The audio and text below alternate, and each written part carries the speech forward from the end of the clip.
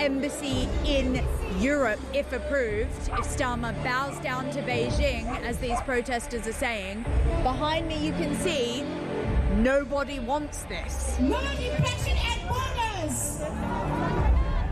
We know that we have to stand up to the abuses of China. And what worries me is that we have a government right now that seems to be scared of China. What are you doing here at the protest? That's an interesting sign you've got there. Clearly you're not a fan of our Prime Minister Keir Starmer. Why is that? It's kowtowing to the Chinese government, right? A dictator regime. Robert Jenrick defected to Reform yesterday. He called the Conservative Party and Kemi Badenoch a leader with no backbone. She's obviously shown up here today and done a speech. It's kind of unprecedented to have that sort of flagrant support. What did you think about her speech and her backing this? I think any party backing our cause, like going against the building of the embassy, I'd say we welcome them. Why are you here today? So I'm Tibetan and I'm here to oppose the Chinese mega embassy being built here.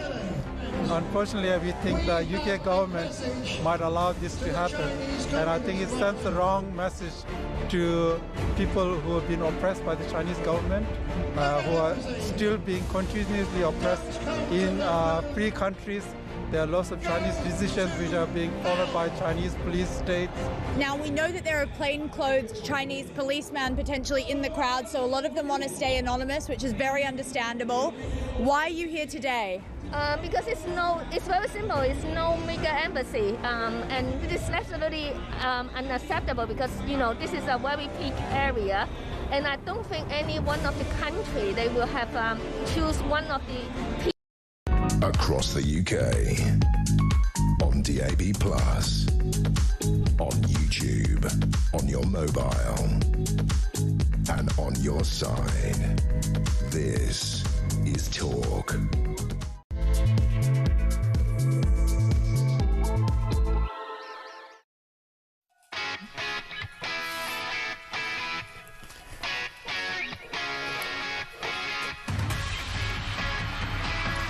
Just a bit to talk about this morning.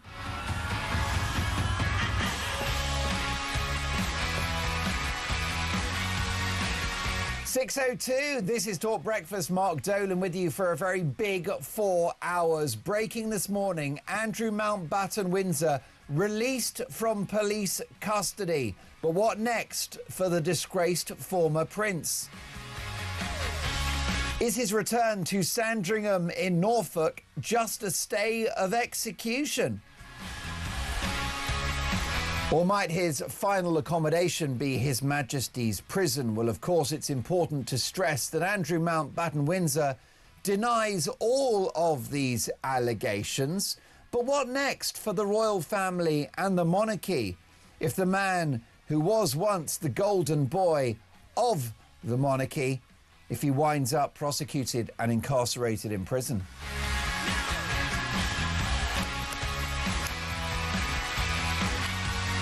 We're going to bring reaction from royal experts and across the political spectrum. What do you make of the Andrew story? Have the royal family handled this in the right way? And what are the implications for the future of our monarchy? 0344 499 1000 is my number. Text the word TALK and your message to 87222. Leave us a voice note and, as the saying goes, let's talk.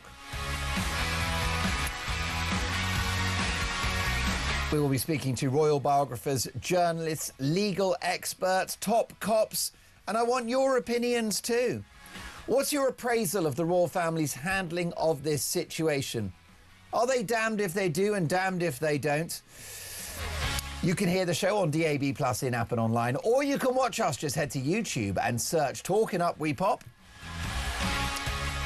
And at 6:04, we kick off with the front pages. And I've got to tell you, there's only one story in town. The Sun newspaper, now he's sweating. First royal to be held since Charles I in 1647. 11 hours in police custody on his birthday. King says the law must run its course. Stunned and wild-eyed, Andrew Mountbatten Windsor was last night driven away from a police station after 11 hours in custody. The shamed ex-prince was sensationally arrested on his 66th birthday on suspicion of misconduct in public office, the first senior royal held since Charles I in 1647. Cops swooped at 8 a.m. yesterday on his home at the Sandringham estate following explosive revelations within the Epstein files. 4 hours after the raid, which involved 6 unmarked cars and up to 15 officers, his brother, King Charles, issued a statement saying the law must take its course. The Times newspaper, the arrest of Andrew. Now, this photograph is going to become notorious. I think there are now 3 rather iconic images of Andrew that cover the duration of this story. There's that photograph of him with his arm around Virginia Giuffre, his sex accuser, her naked midriff, with Ghislaine Maxwell, Jeffrey Epstein's fixer, in the background. That's photo number 1 that will be part of history. The second photo that has achieved notoriety is the one featuring Andrew Mountbatten Windsor on all fours over an unnamed female, which of course came out with the latest release of Epstein files. And now I think this is the third damning photo of the former prince, and it's him slumped in the back of a limousine with a haunted look in his eyes. Daily Telegraph, Andrew arrested. It's a very unfortunate image, I've got to say. Daily Mirror, Andrew police probe hiding in his car, ex-prince driven from cop station. The King, law must take its course. The I newspaper, King, my brother must face the law. Andrew Mountbatten Windsor released under investigation by police last night after spending a day in custody following his arrest on suspicion of misconduct in public office. The Guardian, King says law must take its course after Andrew arrest. Daily Express, the law must take its course. Of course, that is the line being perpetuated here. That is the line from the palace. But how have they handled this crisis so far? Let's get reaction from one of the most experienced journalists in the country, former editor of a red top newspaper, Neil Wallace. Good morning, Neil. Good morning, Mark. Well, I bet you wish you were in the newsroom this morning covering this one. I was saying to someone yesterday that yesterday must have been such an amazing day in the newsrooms. When that news dropped about 10 o'clock in the morning, the whole world would have gone bang. Yep. Everything will have literally stopped. It was a genuine, when you're in newspapers, when you're in media, when you're here, right, there are a few moments, they are quite few to be honest, when you literally go, it's jaw-dropping, and you go, flip me. You don't actually say that. Correct. You know? Say something a little more choice. Yes. Yeah. And it really does make you go, wow. And after you've spent a life in newspapers, right, not many times do that. This yesterday, I was actually on a train when I got a notification on my mobile, and I said the words. You know, I turned to my travelling companion and just said, wow. Yeah. You'll never believe what's just happened. And yet it's strange in a way because it was sort of inevitable, but it still was a wow moment, you know? Correct. It was extraordinary. And in newsrooms up and down the country, big and small, national, local, I'm telling you, they all went, wow, what are we going to do now? Yeah. And the phones will have been ringing, and it would have been the best kind of mayhem. Well, that's a brilliant description of it. And I've got to tell you that here in the control room at Talk, we've got very thick doors for soundproofing, but I heard the audible gasp from my colleagues in the office when the news broke. It was just as I was coming off air and Julia Hartley-Brewer was joining us on air. Well, with me in the studio is Neil Wallace, former national newspaper editor. We also have live from the United States, Kinsey Schofield, host of Kinsey Schofield Unfiltered, and Talk's royal correspondent Rupert Bell. Kinsey, where were you when the news broke? Were you tucked up in bed? Mark, I was so unconscious. I was so unconscious. I woke up to 90 text messages and emails and calls and jumped out of bed, slapped my face on, and got to work. But were any of those messages from King Charles? Kinsey, what do I do now? Yeah, he knew I was there. He knew I'd be there to have his back. But can I add to your list really quick of powerful images of Andrew that I think will go down in infamy? Go for it. there's the image of Andrew and Epstein walking around Central Park, which I will always be haunted by. And additionally, I don't know if you've seen TMZ today. I sent you this link, but TMZ has images of Andrew with a toddler and a breast ball that he's playing with on the ground. And they have to go out of their way to stress that he was not left alone with this toddler, which gives you a sense of the way the American media is covering him as a predator. But some very unflattering coverage, obviously, here in the States. Right. Well, listen, I've just clicked on this link. Thank you for sending it to us. That is breaking news at 10 minutes past 6. The US website TMZ have released an image of Prince Andrew, formerly Prince Andrew, of course, Andrew Mountbatten Windsor, on a rug, actually on his knees, in the company of a small child that's playing with a ball which looks like a breast. Now, we don't have the ability to verify that image at the moment, but TMZ, of course, Kinsey, are a bona fide news organisation, are they not? Do we know anything about the veracity of this image? I mean, it's just popped up. We're going to have to sit and wait and see. But TMZ is not some blog from a lunatic in his mother's bedroom, right? No, Harvey Levin is one of the most well-respected attorneys in Los Angeles, and he owns TMZ. Well, this is quite extraordinary, and I think this is a major development for the Andrew story. There's no suggestion of wrongdoing, of course. It's worth stressing that Andrew Mountbatten Windsor denies those allegations. Kinsey, thank you for sharing that with us. I'm going to show that image to Neil Wallace. And whilst you have a look at that, Neil, Rupert Bell is Talk's royal correspondent. Rupert, are you aware of this new image circulating online of Andrew with a small child and a ball which looks like a human breast?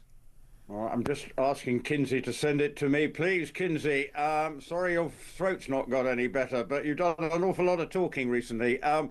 Yeah, well, I haven't seen that, but it just, if there is something like out there, and if it can be backed up, it just shows what an unedifying mess this is turning out to be for all and sundry. And yes, at that wow moment at 10 o'clock when it came, as we all got our mobiles going ping, ping, ping with notifications of this, it definitely felt inevitable, but it just, when it happened, and suddenly the speed and the sort of intensity of it sort of, I think, took us all by surprise, and the way the police have gone about it. And it almost feels like from that last group of emails that came out, it then has just unraveled for Andrew like nothing else. The pace of it, the police, and the sort of way it's moved forward and have said, right, there definitely appears there's something going wrong with these latest allegations. And that picture yesterday of him coming out home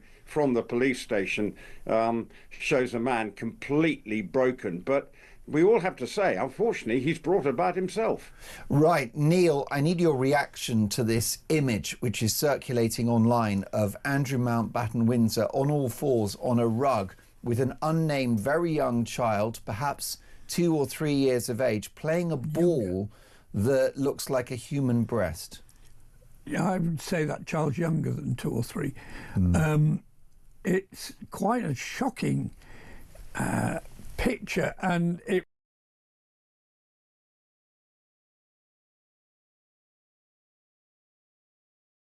why would someone take that picture?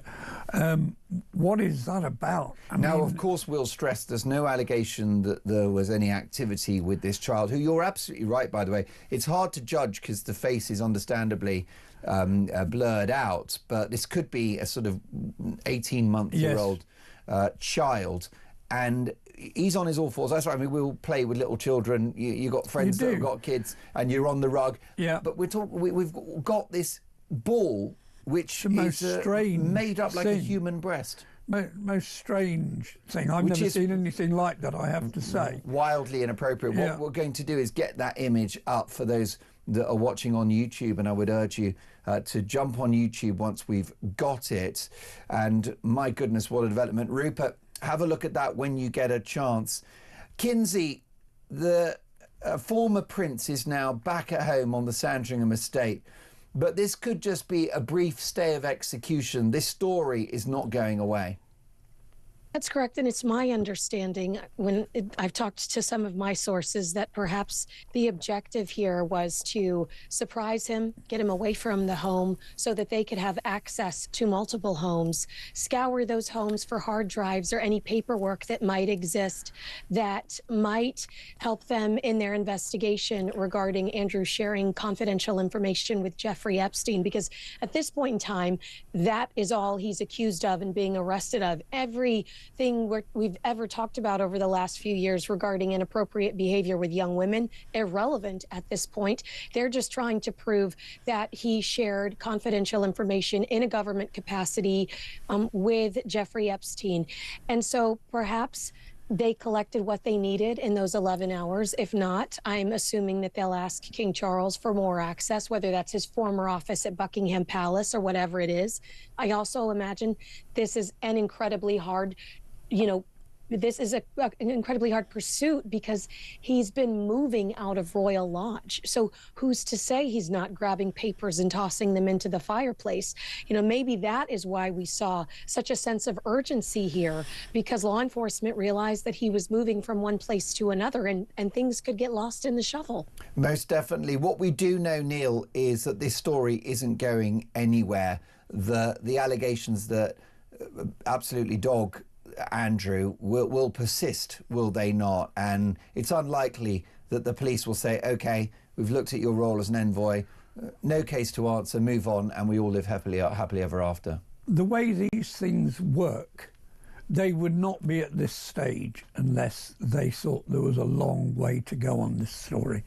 This isn't just random. This isn't just, well, let's give it a go. This is very early in this story, incidentally, very early in this investigation for them to have acted so swiftly and so dramatically. You've got to remember the police have if you like, their own image to look after here. What they don't want to do is to effectively start a huge investigation or kick off a huge investigation with one of the most famous people in the world and then just walk away. They've moved very quickly, very dramatically. They have plainly felt there is a lot for them to go at. And I think to a certain extent, I think whoever it was, whether it's Kinsey or your royal correspondent who said this, the fact that they went in now would suggest that they thought there was an opportunity because he is moving around, where in fact an awful lot of stuff will be there. And I was quite surprised, frankly, that they left the house so quickly. I guess they took everything that they could find from the place, and this will run and run and run. This, you can't underestimate how big a story this is.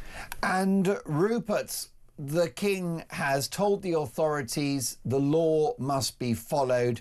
At this point, Andrew has no protection. He's not an HRH, he's not the Duke of York, he's not a prince, and justice must prevail. That's the clear message from the palace, Rupert. Yeah, and it has to be, because the public will see it, if it's not, a stitch-up. And I think that's the big problem for the monarchy. You know, Andrew's actions are causing a great deal of grief for the king. And there he is trying to brush, going to a public event yesterday with Stella McCartney, trying to look as business as usual. As he said in his statement, we will continue to serve. But this is a major problem, because if there is any sense that this is covered up and there's not a proper and full investigation, then I think the British public will be feeling frustrated. Now, yeah, as Andrew has always said, he protests his innocence. Well, if there's going to be a trial, if it leads to that, then the due process has to happen. It will be uncomfortable for the royal family, and they've got to find a way of navigating through this. But it's uncharted territory for them. And it's, for the king, unfortunately, his reign will be defined by what his younger brother has done and caused him to, have to make these kind of statements, and the pressure that he's under while recovering from cancer. This is very hard for the monarchy, but they need to be seen to be giving the authorities every support, wherever way it takes. They have got to be seen to be fully supportive of the police investigation. What did you make of the King's statement, Kinsey? Was there enough in there to keep the royal family out of harm's way? You know, I still believe what I told you yesterday and probably for the last 2 weeks. I think that he needs to speak to the public directly in a similar fashion to the way Queen Elizabeth did after the death of Princess Diana.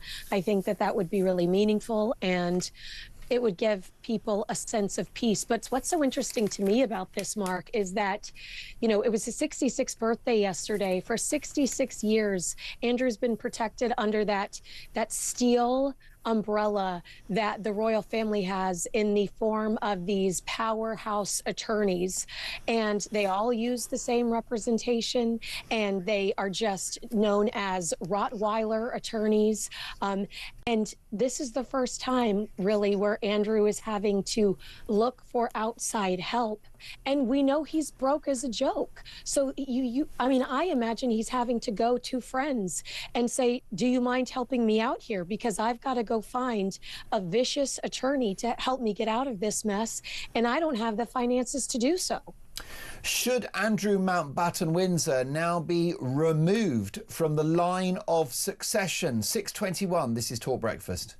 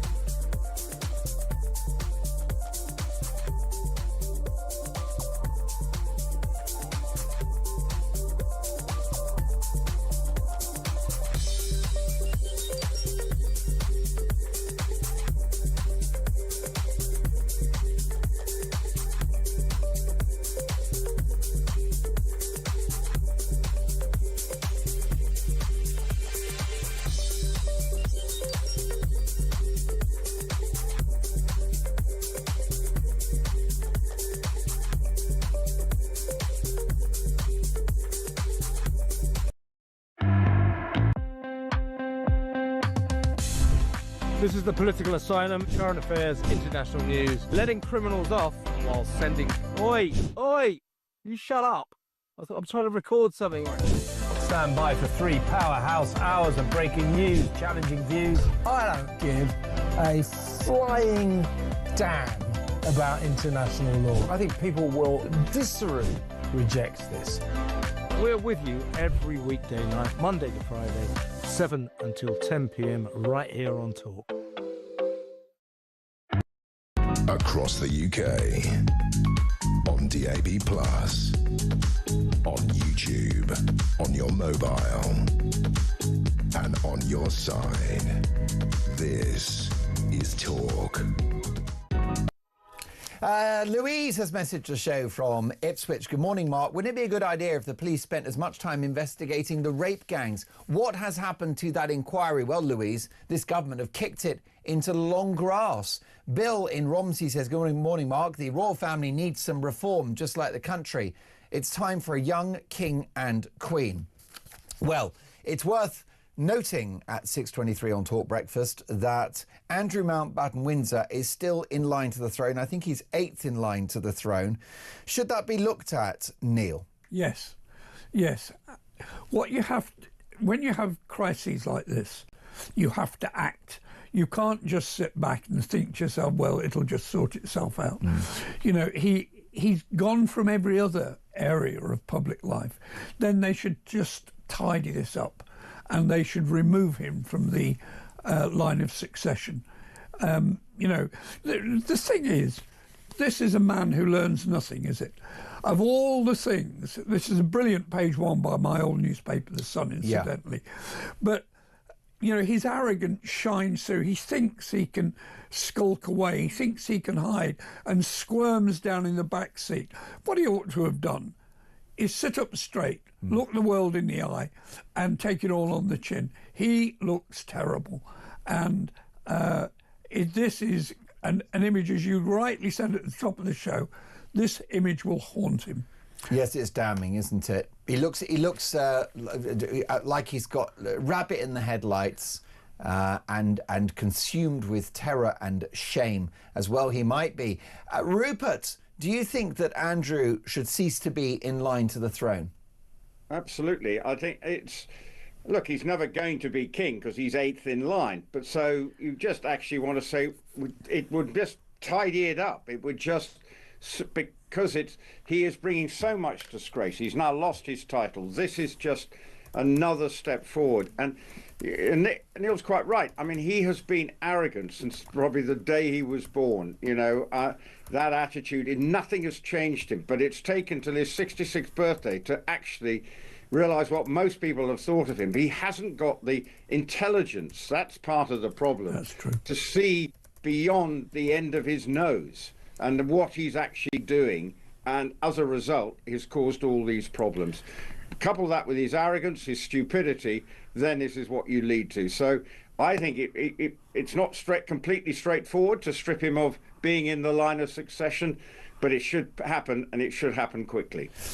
If that were to happen, then Parliament would need to pass new primary legislation, an Act of Parliament, specifically removing him from the line of succession.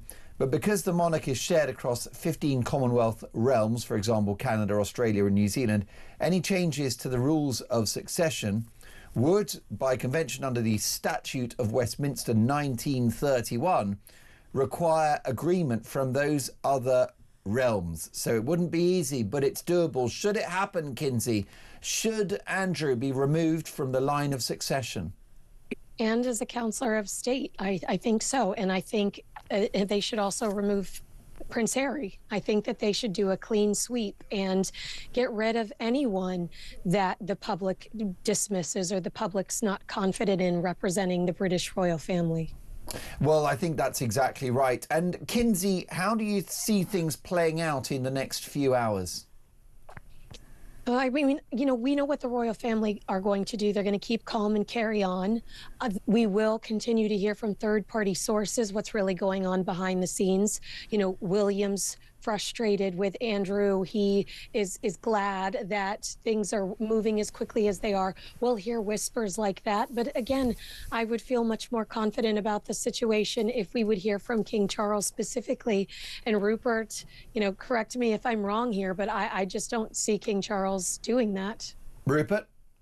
I'm not sure what he can add. Kinsey and I don't usually disagree on things, but we may for about the first time actually disagree on something, because I'm not sure at the moment, until the police investigation goes another stage further, because he's allowing the court of law and the due process of that. So given that statement, which he has honestly said, and you have to take it on trust, that he will give the authorities full support, then I think at this stage that may be enough. But the royal family have got to be aware of the public opinion. You remember, this is the biggest, it's far bigger than the crisis that was around Princess Diana's death and the thought that the royal family were just ignoring public opinion. I think they're fully aware of what the public opinion are thinking. The public is thinking about the royal family, that they have got to get a grip of this and seem to be doing the right things. But whether the king can actually say anything that actually is additional to that statement, I'm not sure. But I'm sure there will be people behind the scenes thinking it through, and maybe advice from the government. Many people might say, is that a good thing given their lack of ability to communicate correctly? It's going to be an interesting period, and it's going to take some really deep thought from the royal family as to how they present their response to this above and beyond what the Kings and Prince William have said in the last 24 hours. Briefly, Rupert, can the scandal be contained within the Andrew brand, or is it inevitable it will contaminate the royal family and the institution of the monarchy? I think we've got to worry about, this money that was paid to Virginia Giuffre. Why was that? Who knew where that money came from? That's a big question mark. So did the king know? These are all the issues. But at the moment, Andrew seems to be the ultimate, the poster boy for the Epstein files in terms of where it's being headed legally. you just wonder, and a lot of my friends are saying, yes, we understand why Andrew is being investigated like this. What's going on in America? There seems to be no one suffering the same kind of issues. Well, suffering may not be the right word, is not being investigated like Andrew is. So is America going to sort of take some lead from this and actually then maybe start to investigate some of the other people? So for Andrew and the royal family, this is a big problem. But I'm still sure, and maybe in America, Kinsey would know, is the Epstein files going to create a bigger problem for the current administration than it already is? Well, you raise a good point there, Rupert. Why aren't cops talking to Bill Gates, to perhaps to President Donald Trump, to Bill Clinton, and to many others? We're going to catch up again shortly. My thanks to Rupert Bell, Talk's royal correspondent, and Kinsey Schofield. Thank you, Kinsey, host of Kinsey Schofield Unfiltered, who has sent us an extraordinary photograph published by the US news website TMZ, in which Andrew Mountbatten Windsor is on a rug, reportedly in the Royal Lodge on the Windsor estate, with a very young child that's playing with a ball that looks like a human breast. It's a deeply inappropriate toy for a child to be playing with. And there's Andrew on all fours. No suggestion of any criminal activity there. But the bottom line is another image that will resonate, another image that will bring embarrassment on the royal family, if not worse. Now, Neil, you wanted to chip in. It was a reality check, really. The process of this, everything is about now, this is an active investigation, as you're paying obvious heed to, where people have to be very careful about what they do and what they say. So the reality is, I don't believe that anyone would advise any of the royals to make any kind of further statement until this is resolved. So you don't think Charles should address the nation at this moment? I don't think he can, other than to say, yes, process should follow, things should see through their course. But in terms of what we're really talking about, some sort of further dissociation, I don't think he's going to feel, and he's going to be advised by the police, shall we say, not to do anything that could be used to dilute effectively any further legal action. Once it does happen, then I think you're going to see the whole walls fall down. And I think within days of any culmination of this is when you will see action in Parliament, action by the royals, because they so want to get rid of this. And Prince William is incandescent. And it's very interesting to me to see he hasn't made any kind of statement yet. Most definitely, that's my understanding too, that he's absolutely furious about the embarrassment that his uncle has brought to the family. Well, if you're just joining us at 6:33 on Talk Breakfast, Andrew Mountbatten Windsor has been released under investigation after arrest for misconduct in public office. He's back at home on the Sandringham estate. He denies all wrongdoing. He's not been arrested for anything surrounding Virginia Giuffre or any other allegation that followed the release of the Epstein files. It just relates to his time as a trade envoy for the British government. Here's a voice note from Perry. Morning, Mark. I was brought up as a royalist. I've always been a royalist. I do love the royal family.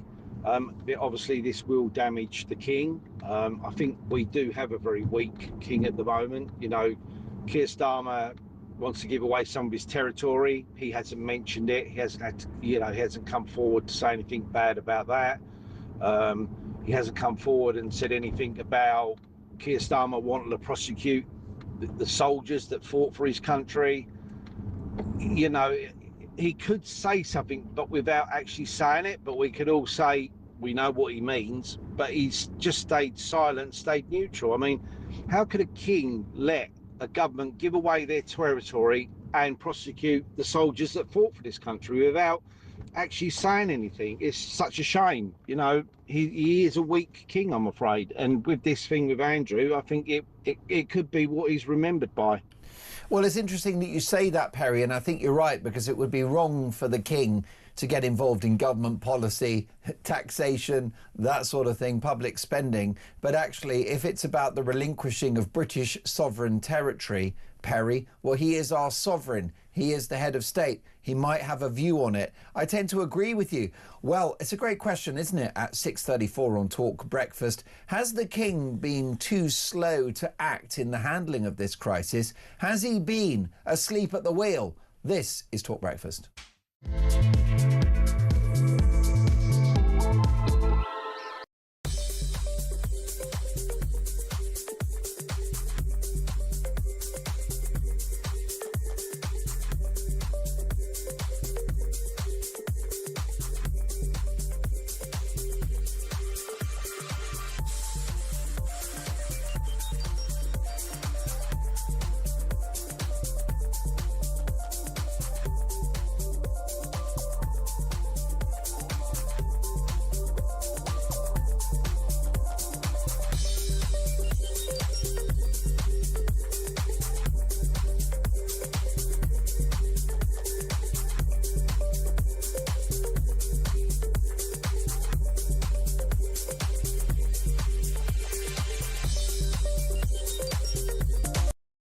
Across the UK, on DAB+, on YouTube, on your mobile, and on your side. This is Talk. Jackie says, good morning, Mark. Talk of the royals needing to be careful. I believe that we must stop being arrogant and holier than thou. Andrew does not represent the hard work of most of the royals, and we must be careful what we wish for. Derek in Manchester says, good morning, Mark. I believe the king was aware of his brother's friendship with Epstein and must advocate to William or the monarchy will be finished. Oh, sorry, I think what he means is must abdicate so that William can become king. This from Jeff in Dorset. Andrew should voluntarily remove himself from the line of succession and be a better man. Well, Neil, what is your appraisal of the king's handling of this crisis? I think he's caught between a rock and a hard place. I think that any action he takes is going to be all over the front pages. What you could hope here, and one of your viewers touched on it then, is that Andrew does the right thing. What Andrew could do here is to remove himself from the line of succession and be seen to do it and make a whole thing about saying, I don't want to be the source of this story, and I'll cooperate with the police. I'll do everything that I can, but I remove myself from this problem and take away a problem from the royal family if he cared about them. And one of the things we've got to remember here is part of what has empowered Andrew is the fact he was very plainly his mother, Queen Elizabeth's favourite son, and that has probably indulged him to the point where you end up with a picture like this, where he's squirming away. He can't believe the fact that he is now in this position, and yet all his life he has been heading towards this moment. Most definitely. Well, if you're just joining us at 6:38 on Talk Breakfast, Andrew Mountbatten Windsor has been released under investigation after arrest for misconduct in public office. And in many ways, the Andrew story can be chronicled via, as Kinsey mentioned, perhaps 4 or 5 photographs. So there was the original picture with his sex accuser, Virginia Giuffre, who, let's not forget, has taken her own life. He had his hands around her naked midriff. Now, of course, there are no, there are no suggestions. There's no evidence, and there is no conviction for Andrew in relation to Virginia Giuffre. But we have the photo of him with his arms around her waist. We have the photograph of him meeting with Jeffrey Epstein in New York after Epstein had been convicted for crimes of sex trafficking. We have the image of Andrew on all fours over an unnamed female body. And we have a new image now, if you're just joining us, which is circulating online, published by TMZ, which is a respected US media outlet, of Andrew Mountbatten Windsor, again on all fours, playing with a young child, maybe 12 or 18 months of age. And this young child has got a ball which is made up to look like a human breast, which, notwithstanding the context of this image, and there's no suggestion at the moment, Neil, of any crime being committed towards this child, but a breast which looks like a ball that looks like a human breast, wildly inappropriate for a young child. It's a bizarre, sinister, bizarre picture. Who would take a picture like that thinking that was, obviously they were thinking that's funny. But Andrew and photographs, he has a long history of inappropriateness. Many years ago, I led, when I was a national newspaper editor, I splashed on a story. It was a picture, actually, and this was of Prince Andrew on the deck of a boat in somewhere like Thailand, and he was surrounded by topless girls. And way back then, he had no antennae that made him realise this was not an appropriate picture. This was not a way that a prince of the realm should be seen. Is that picture that you've got up there on the screen, should that be what he is doing? It's an awful picture. I mean, notwithstanding the context of it, and I'd like more information, it's another example of Andrew's poor judgment. Terrible for him to play with a small child with a ball like that is inappropriate. If I was in a room, I wouldn't touch a ball like that. I'm not even going to stay here if that child is using that device. Yeah, it's an example of how Andrew had no antennae. What Andrew wanted to do, Andrew thought was completely appropriate. And he's been like that throughout his life. Whoever was there, I've no idea, presumably the parents were there, how they could think that was appropriate and how he would think that it was appropriate to get involved in that is beyond me. Well, a ball that looks like a breast is a very sexualised device. It simply is. And so a small young child should be nowhere near such a thing. No.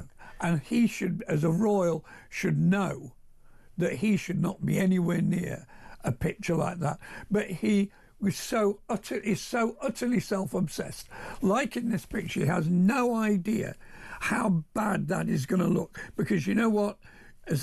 Sure as eggs is eggs, a photographer is going to get that picture. Of course, you're referring to the front page of The Sun, and it's a photograph of Andrew slumped in the back of his limousine with a haunted look in his eyes. Squirming is the word, and that image is damning. Now, we've got this, if you're just joining us, this breaking news, and on any other day, this would be the lead story, wouldn't it, Christian, of Andrew on a rug playing with a small child that's got a ball that's made up to look like a human breast. It's an incredibly inappropriate device for a child to be in possession of.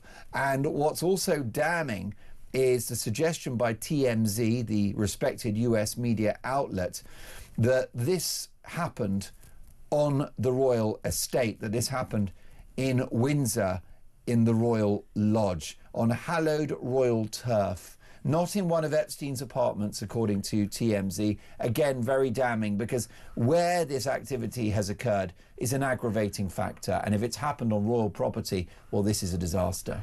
Yeah, and do you know what the reality of that will be? That breast-shaped ball was there before the child was. Because who takes a toy like that around them? Correct. Whenever you've taken your child... He didn't pick that up in the nursery, did he? No. He's not brought that from home.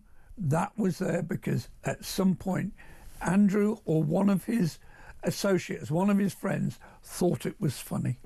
Most definitely. Would you publish that photograph on the front page of a national newspaper if you were the editor? I'd probably publish it on the inside page, to be honest. Now, why is that? Because it's quite shocking. Yeah. You know, it is literally offensive when you look at that.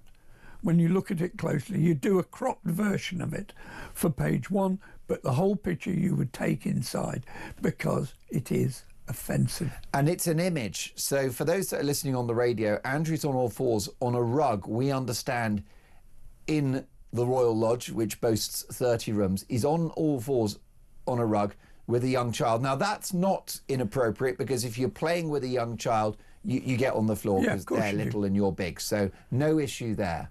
And there is no suggestion from the body language of anything of a sinister nature there. But then you've got this ball which looks like a breast, and it's an image that's not going to go away now because it tells a story. It does. It's just so utterly inappropriate. Who would think that was funny? Who would have that in their house?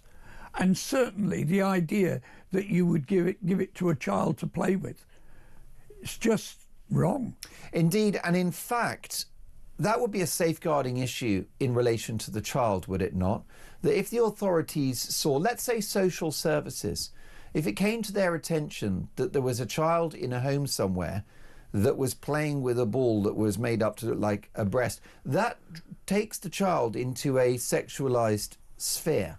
But it also makes you think that who took that picture? Where are the parents allowing this to go on? Because you wouldn't allow it. Well, would social services take an interest if a local authority received an image of a resident, somewhere, and it was drawn to their attention? Would they pay a visit, social services? They might do. I simply don't know, but you have to say it is completely inappropriate. And there is no suggestion at all, I know you'd want to stress this, that Andrew is doing anything untoward, but Correct. the situation just seems wrong. What you can say is it's poor judgment, poor taste, inappropriate. But that sums up Prince Andrew, isn't and that it? is him. And a safeguarding issue for that child. Yeah.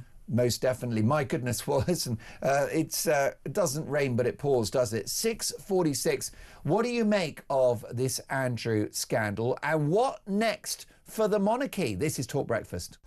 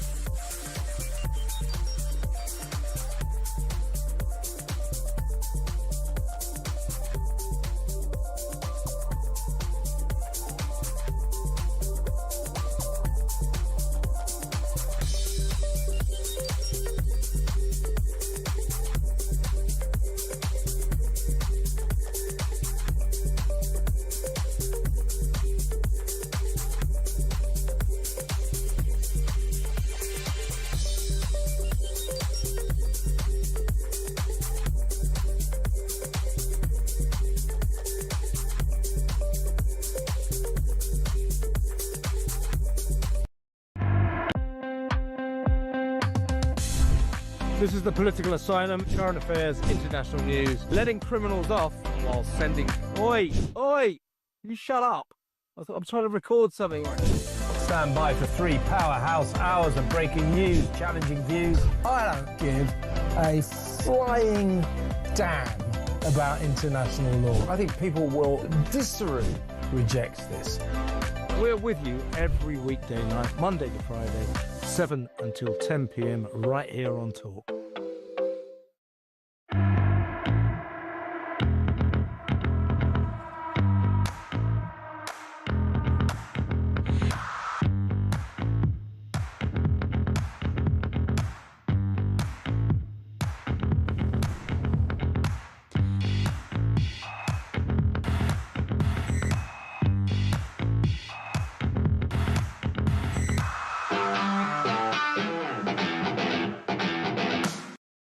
Across the UK, on DAB+,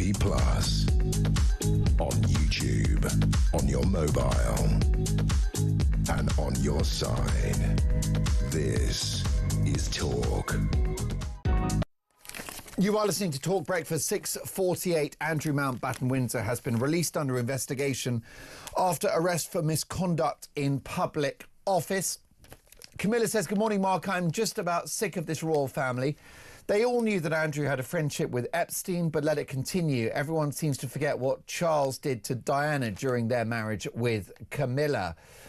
Great show, Mark. I doubt that he has the political intelligence, but could the Prime Minister turn this crisis into his own Falklands or death of Diana moment, says Steve. And Linda, good morning, Mark. Why is Charles being held responsible for Andrew's friendship? I'm not responsible for whoever any of my 4 brothers hang out with. Linda, thank you for that. Let's get a legal angle on this now with Joseph Kotri Monson, who is a criminal lawyer. Good morning, sir. Good morning there. So, Mr. Kotri Monson, how serious is this allegation of misconduct in public office? Well, good morning to you. Good morning to listeners and watchers. How serious? Maximum sentence of life imprisonment. Serious enough for you? Well, it's a common law offence, so that means it's laid down as a result of kind of legal tradition and previous decisions rather than statute. So it's not actually as terrifying as it sounds in that regard. That's just the fact that there isn't a maximum doesn't mean that people don't, that there isn't a maximum, it's a maximum of life, I should say. It doesn't mean that people actually get life. It usually carries a prison sentence. It carries a prison sentence in circumstances as well, innocuous or low level, as, for example, a police officer using the police national computer, that private database with everything about us on it, to find out information for their own curiosity about celebrities or perhaps a neighbour or some girl they fancy or whatever else. Those kind of situations, that typically results in a short prison sentence. So, yeah, it's serious. It's prison. You know, police have attended a royal residence to gather evidence against the brother of the king. Wow, just let those words echo in your head for a minute. It's a paperwork offence, so or a paperwork allegation, one should say, typically this offence involves either the sharing of data, the access of data, using something that you encounter in the course of your duties for a purpose that is certainly either in neglect of those duties or against them, but not just like a mistake, to such a degree, the law says, as to amount, and here's the crucial words, to an abuse of the public's trust in the office holder. And really what that means, Mark, is so far below the standards that we expect of a public servant that it's criminal. Now, Mr. Kotri Monson, it's my understanding that misconduct in public office is quite difficult to prove, but what we have is the small matter of 3 million documents as part of the release of the Epstein files. And we have, in principle, although Andrew denies all allegations, we have a digital paper trail, don't we? Alleged emails from Andrew sending the minutes of meetings with other countries in relation to business and international trade to Epstein. So will this help the authorities if they wish to pursue this? Well, cases involving digital trail are generally the kind of thing that investigators like. That's why fraud is relatively easy to prove, because once you've got the paper trail, the money trail, the emails, the phone calls, texts, you need to either infer or prove dishonesty from there. We've got to be very careful, of course, don't we, to tread into that territory of saying, well, you've got all this, surely you're going to have an easy time, because, of course, this is a case that may well reach a jury, and if it does, we don't want to be seen to be prejudicing it, and you and I are experienced enough to know where that balance lies. But yeah, I think this is a case where that any material that's been seized is very important, anything that's available. And of course, as far as those 3 million emails are concerned, we know that only a small proportion of that very busy criminal Jeffrey Epstein's digital life will relate to Prince Andrew in those documents. One thing I can say, and this I suppose goes without saying, there's going to be a lot to look at, a lot to consider. There aren't going to be any quick decisions as far as the police and the CPS are concerned, and those above them, if you believe in that kind of thing, before a charging decision is made. Can we read into anything into the fact that Andrew Mountbatten Windsor has been released from police custody, that he's back at home? Does that tell us anything about where he's at amid these allegations? Yeah, good question, actually. And I anticipated you might ask it, because one thinks, well, big arrest and it's all very intense, and then somebody's released. Okay, well, the temperature's turned down is a kind of common sense conclusion that actually sometimes if I have a client who's come to me and they've been arrested and then released, well, at least I was released and I wasn't put on bail conditions. In fact, as a practical step, that's what the police do now. The purpose of an arrest in circumstances where there is a complex criminal investigation is usually not so that you can get the person to the police station. Most people will attend voluntarily if you ask them. Certainly people of high status, one would expect that they would, in order to just avoid a scandal. It's actually so searches can take place of properties and such, and we know that happened here. Once that has happened, provided you know where the person is, and Prince Andrew is not, or the former Prince Andrew, I should say, not a particularly hard person to keep track of when you've got protection officers with him at all times anyway. Once you know where that person is, there's no need to keep that person on bail conditions and restricting their liberty while a decision is made. So the person is usually released under investigation, and that means the beginning of a long wait. And people probably don't appreciate what a suspect in criminal proceedings has to go through, waiting months or even years with that sword of Damocles, which may never fall above their head as their life is on pause. And it's a kind of soft torture. Of course, in many cases, goes for complainants in cases too. Some of those complainants, of course, are telling the truth and they're in fact victims. Briefly, if you can, Joseph, Andrew denies these allegations. If they are proven, he's prosecuted and convicted by a jury in a court of law. Is a jail term likely for this sort of alleged crime?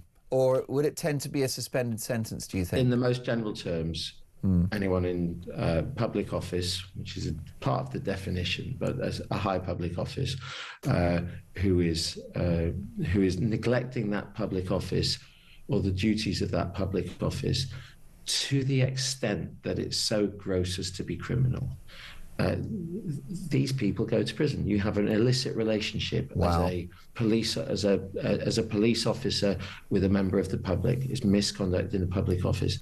Think of the public's trust in the institutions. Think why, therefore, this offence is important and messages are sent. A deep privilege to have you on the show, Joseph. Thank you so much for joining us. We may reach out to you later because it's terribly important what you have to say, given your experience as a criminal lawyer. Joseph Cotry Monson there, thank you for your valuable time. And my goodness, that's a bombshell at 6:57 in the morning, Neil. Andrew Mountbatten Windsor, I'm going to say it a million times, denies all allegations. You are innocent until proven guilty. But what we're hearing from Joseph Cotry Monson is that if the allegations that face Andrew in relation to his time as a trade envoy are proven, if he's prosecuted in a court of law, he will go to jail. I think that's very likely. I think what you have to remember is that this is about betrayal of public trust. That's effectively the criminal offence being alleged. And I mistakenly thought it was a bit of a white-collar crime and it would be a slap on the wrist and a suspended. No. And I am mistaken. You are mistaken.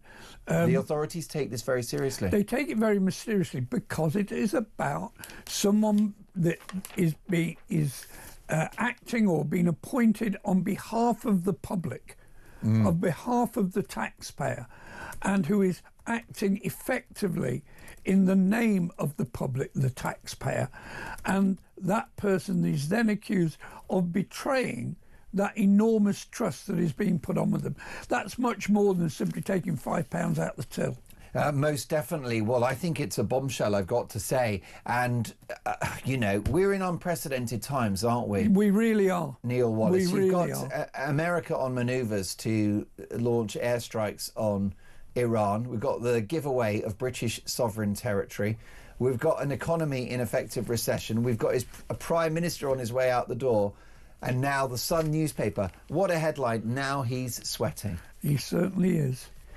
Most definitely a fascinating conversation. My thanks to Neil Wallace, who is a former tabloid editor and communications consultant. Neil, thank you so much for your valuable time. Your wise input as well when it comes to covering big stories. You've got the T-shirt. Well, Andrew Mountbatten Windsor, has a stay of execution. He denies all allegations. He's at home in Sandringham. But could he be accommodated at His Majesty's pleasure? The top lawyer says if these allegations are proven, that will be his fate. More on this to come. Keep it Talk Breakfast.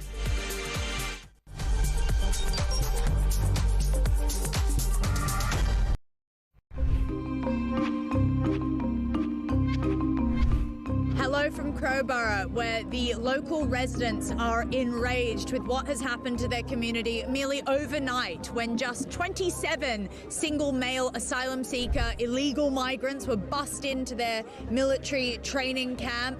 Behind me are local residents, people from all over the country. Shabana Mahmood has said that this is an effective way of getting rid of those expensive, flashy asylum hotels. But unfortunately, these people are still placed within the community.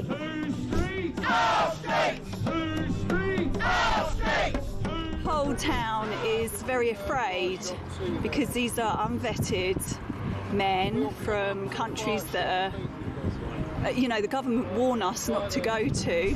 I've got an 18-year-old daughter and she gets the bus opposite camp. Do you feel safe for her? No, so that will have to stop. Right. We'll either have to wait with her or take her to wherever she needs to go. The reason I'm here today is because I live in Crowborough and my family, I've got a wife and children, and just worried about, my wife walking to work and my sons, walking about. Anything can happen, kind of that nowadays and age, or what's going on, what's happening in this country.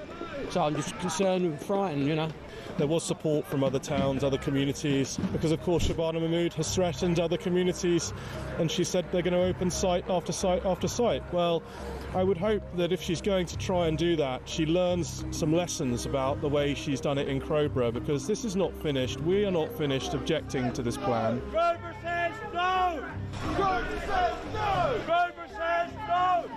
We would urge her to reconsider, and whatever she does, she needs to talk to the people that she's imposing these things on. If you had a direct line to Keir Starmer and Shabana Mahmood, what would you say to them? Look after your most vulnerable first.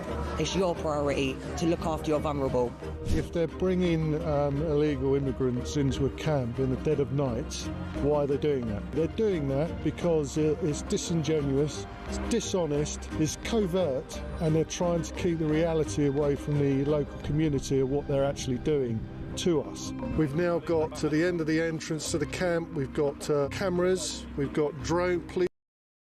Across the UK, on DAB+, on YouTube, on your mobile, and on your side. This is Talk.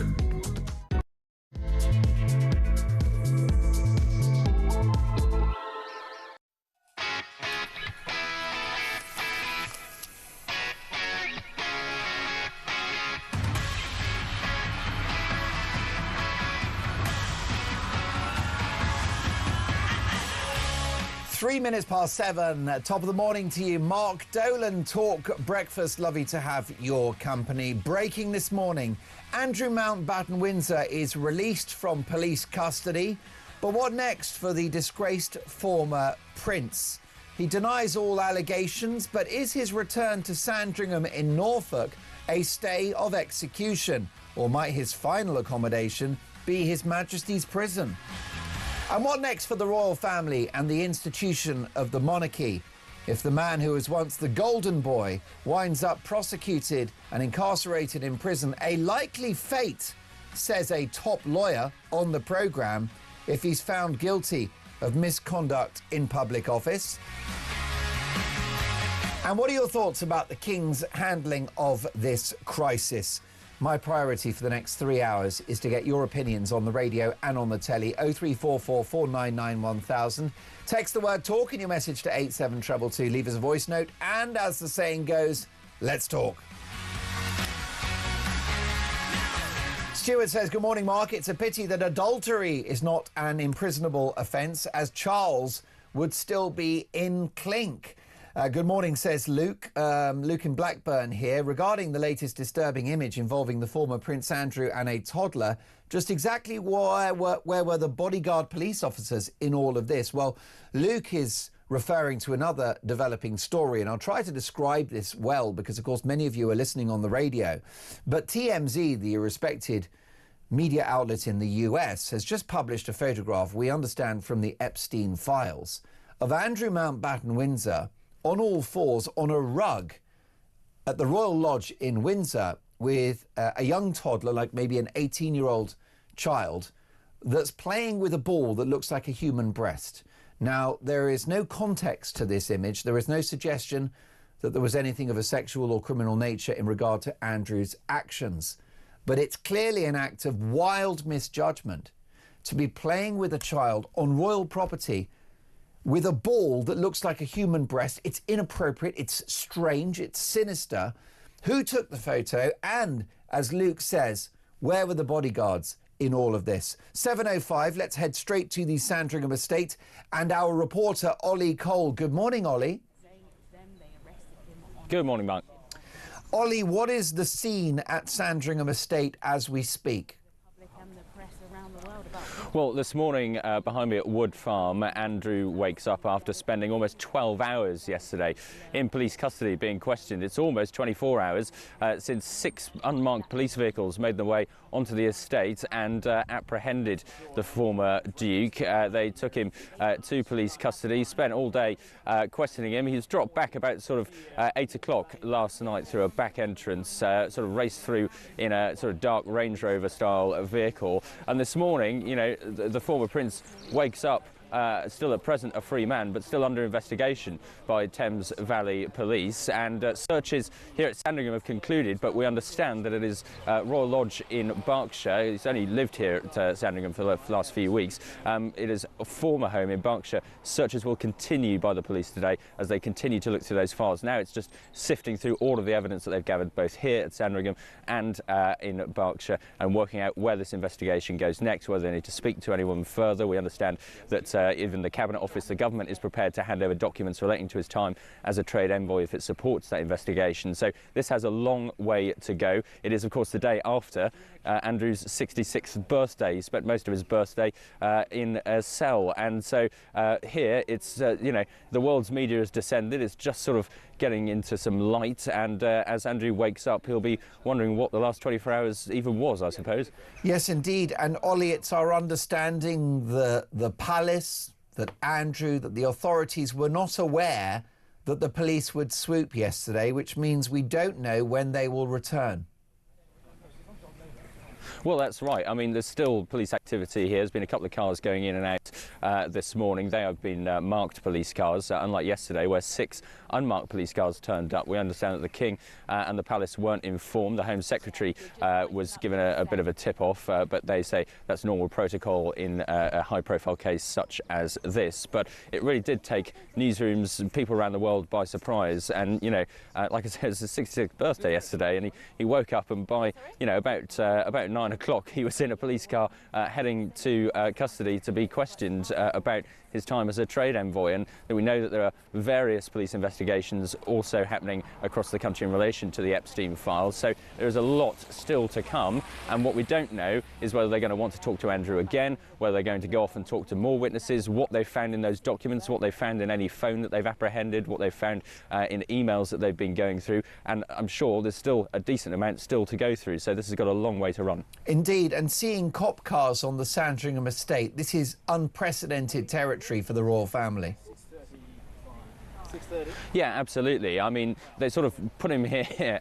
He was moved out of his Berkshire home in Windsor, you know, just a few weeks ago to here at Wood Farm. He's been staying here for the last few weeks. He's soon to move up the road to the Marsh Farm, which is being renovated at the moment. And the thought was that he'd probably been put on the back of the Sandringham estate where not many people were, not many people came past. It's pretty private roads and small roads down here, and he was a bit out of the way. And yet yesterday, walking around the main estate, were, you know, dog walkers, locals, all saying, oh gosh, we're all a bit fed up by this. You know, basically we were hoping that we would stop becoming the centre of the universe all of a sudden, and right now, former Prince Andrew is being questioned by the police, and the world's media has gathered once again. It's a sort of relentless onslaught at the moment, and they're just wondering how long this is going to go on, and for how much longer they can sort of put up with cop cars, the world's media flying about here on the Sandringham estate. Ollie, in a moment I'm going to speak to the former press secretary to the Queen. Now, the King has said that justice must take its course. Do we anticipate any further statement from the palace? Might the King address the nation at some point? Well, it's an interesting question, that, because, of course, the late Queen, at moments of sort of high drama and tension for the royal family and indeed for the country, did sort of address in a video message the country and address the nation at times. The King put out that written statement yesterday that justice must run its course. I imagine they're going to want to be pretty hands-off for the moment while this investigation continues. If we see another dramatic development, we will see another statement from the King, I assume, and also the growing clamour to actually hear from the King, to hear what he actually makes about his younger brother and this situation is going to become pretty overwhelming. You've also got questions for what the palace, what those working at the palace and what those working around Prince Andrew at the time knew, and therefore, this takes in not just Andrew but the whole royal family, the whole extension of political and royal life here in the UK. And so the King, he's put out a statement already, but we've heard yesterday at various events that the royals were at. Princess Anne was on a visit at HMP Leeds. We had the Queen out and about. We had the King at London Fashion Week, and everywhere they go at the minute, they're hounded by questions either from the public or the press as to what they make of this. It's getting harder and harder to escape what is a very, very dramatic story. Most definitely. Top-level reporting, Ollie. We'll catch up in an hour's time. Ollie Cole, live from the Sandringham estate. Let's now speak to the former press secretary to the late Queen Elizabeth II and, of course, leading royal journalist Dickie Arbiter. Good morning, Dickie. Good morning, Mark. What a time to be alive. Cop cars on the Sandringham estate. And we've just spoken to a top lawyer, Dickie. Now, we will stress ad infinitum that Andrew denies all allegations against him. But a top criminal lawyer has told this programme, Dickie, that if Andrew faces these allegations of misconduct in public office, if he's charged, prosecuted and found guilty in a court of law by a jury, he will likely go to jail. And your top lawyer said if, and that is the key to it. It is a very hard charge to bring to court because the waters have been muddied over the years. What exactly is misconduct in public office? The police have got a lot of work to do. They've got to put a case together, if indeed they think they have one. They've even got to present it to the Crown Prosecution Service, who will dig into it to make sure that there is a case. So many of their cases have collapsed for lack of proper evidence and proper procedure. And once they've done that, it could then well go to trial. And then it will be up to the court of law to decide, has he or hasn't he? So it's got a long journey to do.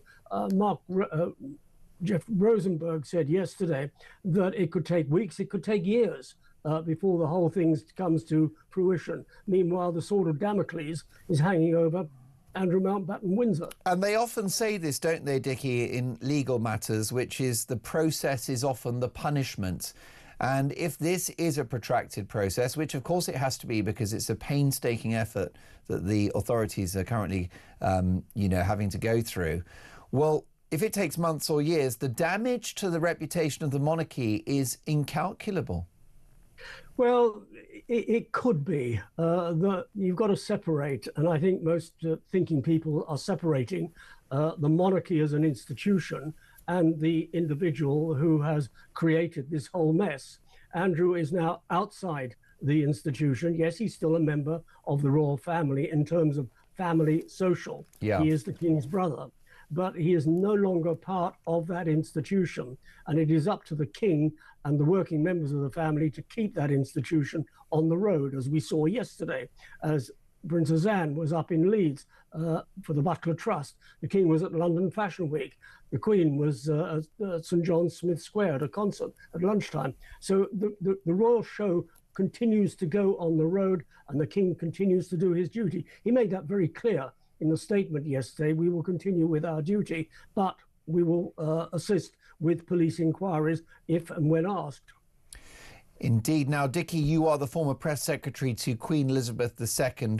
What would she have made of those scenes yesterday on the Sandringham estate? Her favourite son's arrest, cop cars on royal property. Well, I'm not going to judge what she might have thought, but sort of speculating, that's all one can do, is she would have been devastated by the whole exercise. She would have been devastated by the release of 3.5 million documents in which Andrew is named in quite a number of them in various instances. She probably knew very little of what was going on. Andrew's the sort of person who play everything very close to his chest. He would tell people what they thought, what he thought they wanted to hear and what he wanted them to hear, rather than what was actual fact.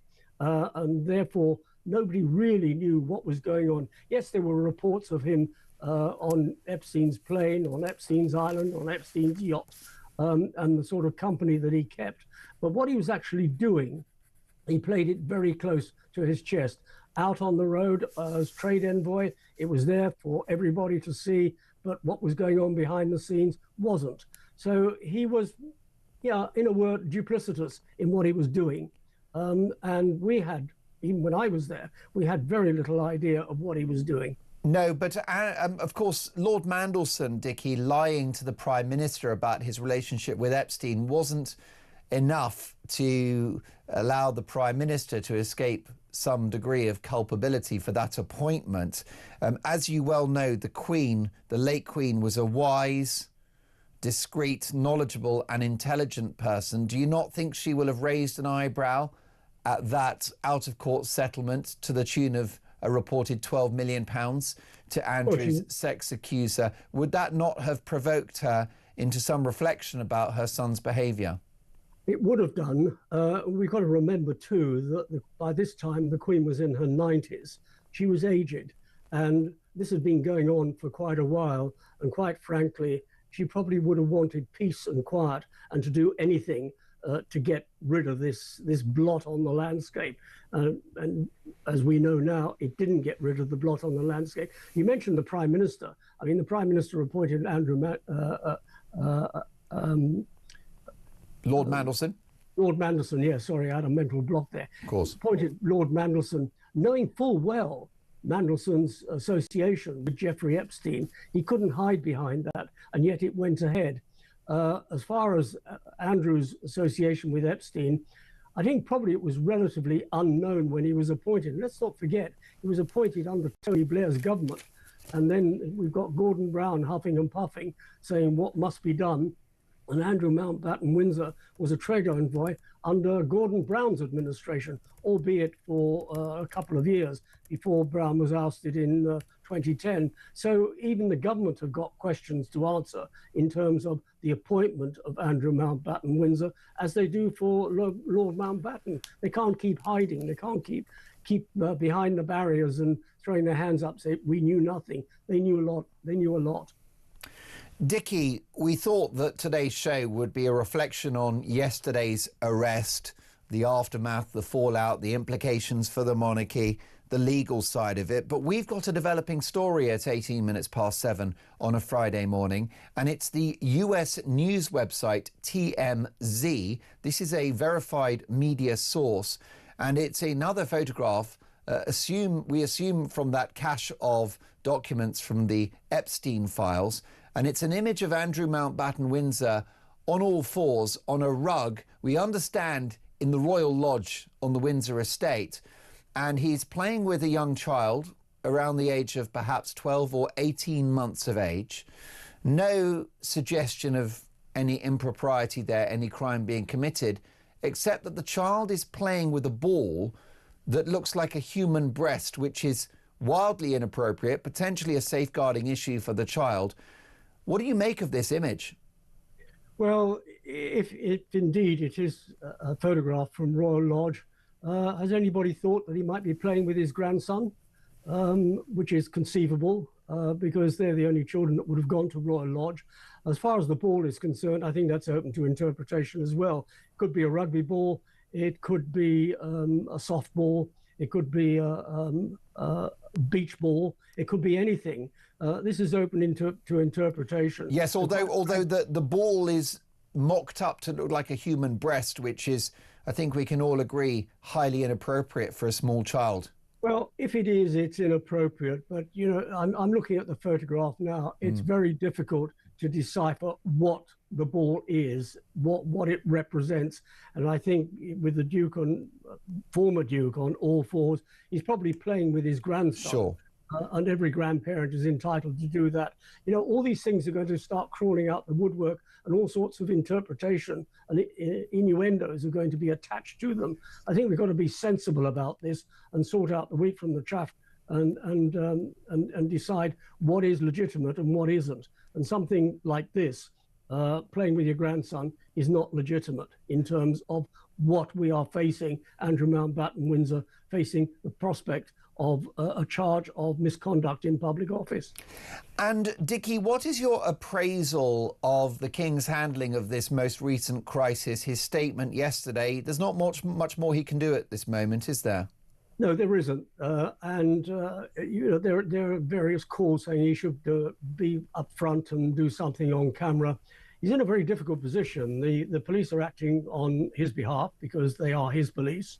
And anything he says has to be very carefully crafted so that it doesn't imply interference with police investigation. Yesterday's statement was very clear that he made it as head of state, not as a brother.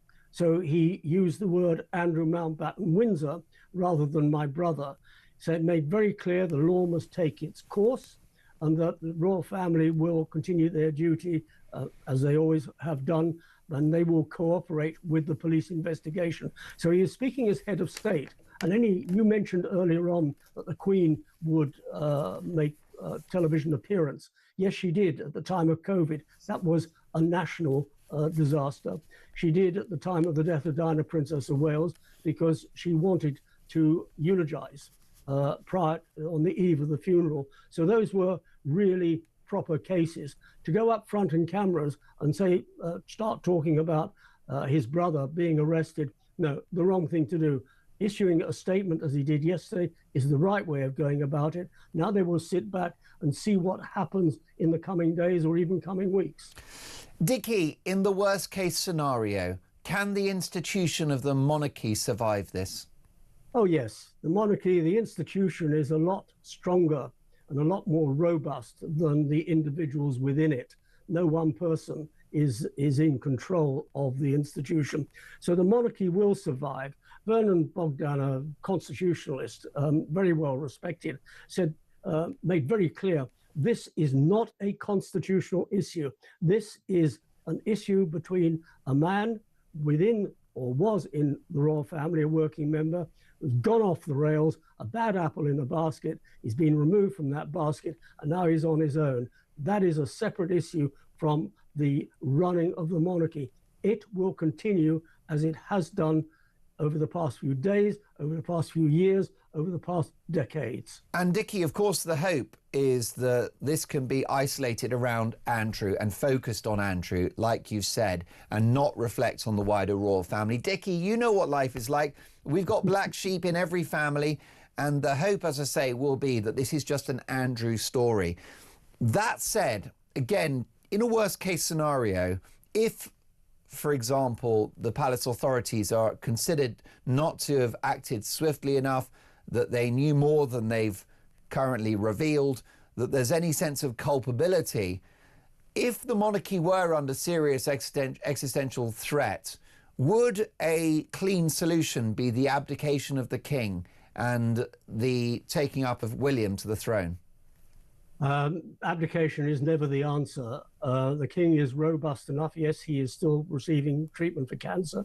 He's going to be 78 later this year, but he does have strength of physical strength and mental strength, and he will see this through. Abdication is running away from the issue. It's not the answer. So let's push that to one side and let's kick it really into the long grass, because it's not an option. The monarchy doesn't run away. Yes, Edward VIII did, for the sake of the woman he loved. Thank goodness he did, because we then had a very stable monarchy. We have a stable monarchy in King Charles. There is a blip. It is a family blip, and that is going to be sorted by the due process of the law. Meanwhile, the monarchy will continue along its road of duty and service. A legendary royal journalist and former press secretary to Queen Elizabeth II, no less, Dickie Arbiter, thank you so much for joining us on Talk Breakfast. No doubt we will speak again soon. 7:24, Dickie Arbiter says the Queen would be devastated if she were here today to witness what's happening on the Sandringham estate. And he also said that abdication is not an option. It's not going to happen. I just wonder, folks, whether, if you look at politics, when there's a Home Secretary, a Prime Minister, a Foreign Secretary that has presided over a crisis, quite often the only way that you make the story stop is with a resignation. Would that be appropriate for the King? Would it be a clean break, do you think? Let me know your thoughts. 0344 499 1000. Many more of your comments to come, but next up we're going to speak to a retired top cop on the policing implications of this. You're listening to Talk Breakfast.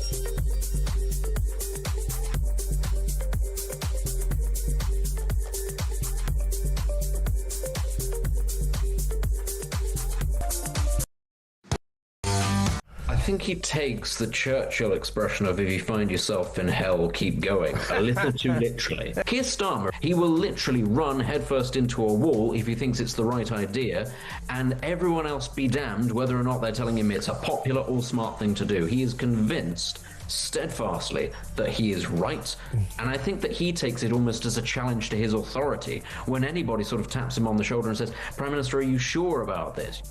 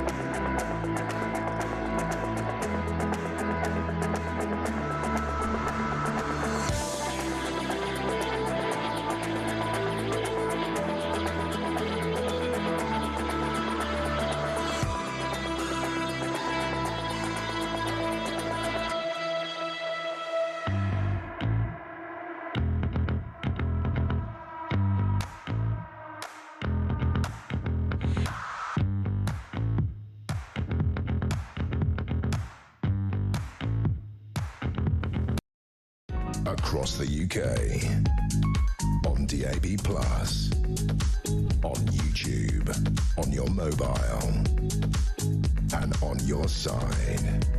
This is Talk. The law must take its course, says King Charles, as his younger brother faces allegations of misconduct in public office. Andrew Mountbatten Windsor back in the Sandringham estate and now may be able to have a slice of that birthday cake that he was unable to enjoy yesterday. Let's get reaction on the policing side of this with Mike Neville, who is a retired Scotland Yard Detective Chief Inspector. Good morning, Mike. Good morning, Mark. How much work will have gone into yesterday's raid? Well, I've been very careful consideration. In the police, you have a gold, silver, bronze sort of situation. The gold commander would be a very senior officer. In this case, it seems to be Assistant Chief Constable Wright of the Thames Valley Police.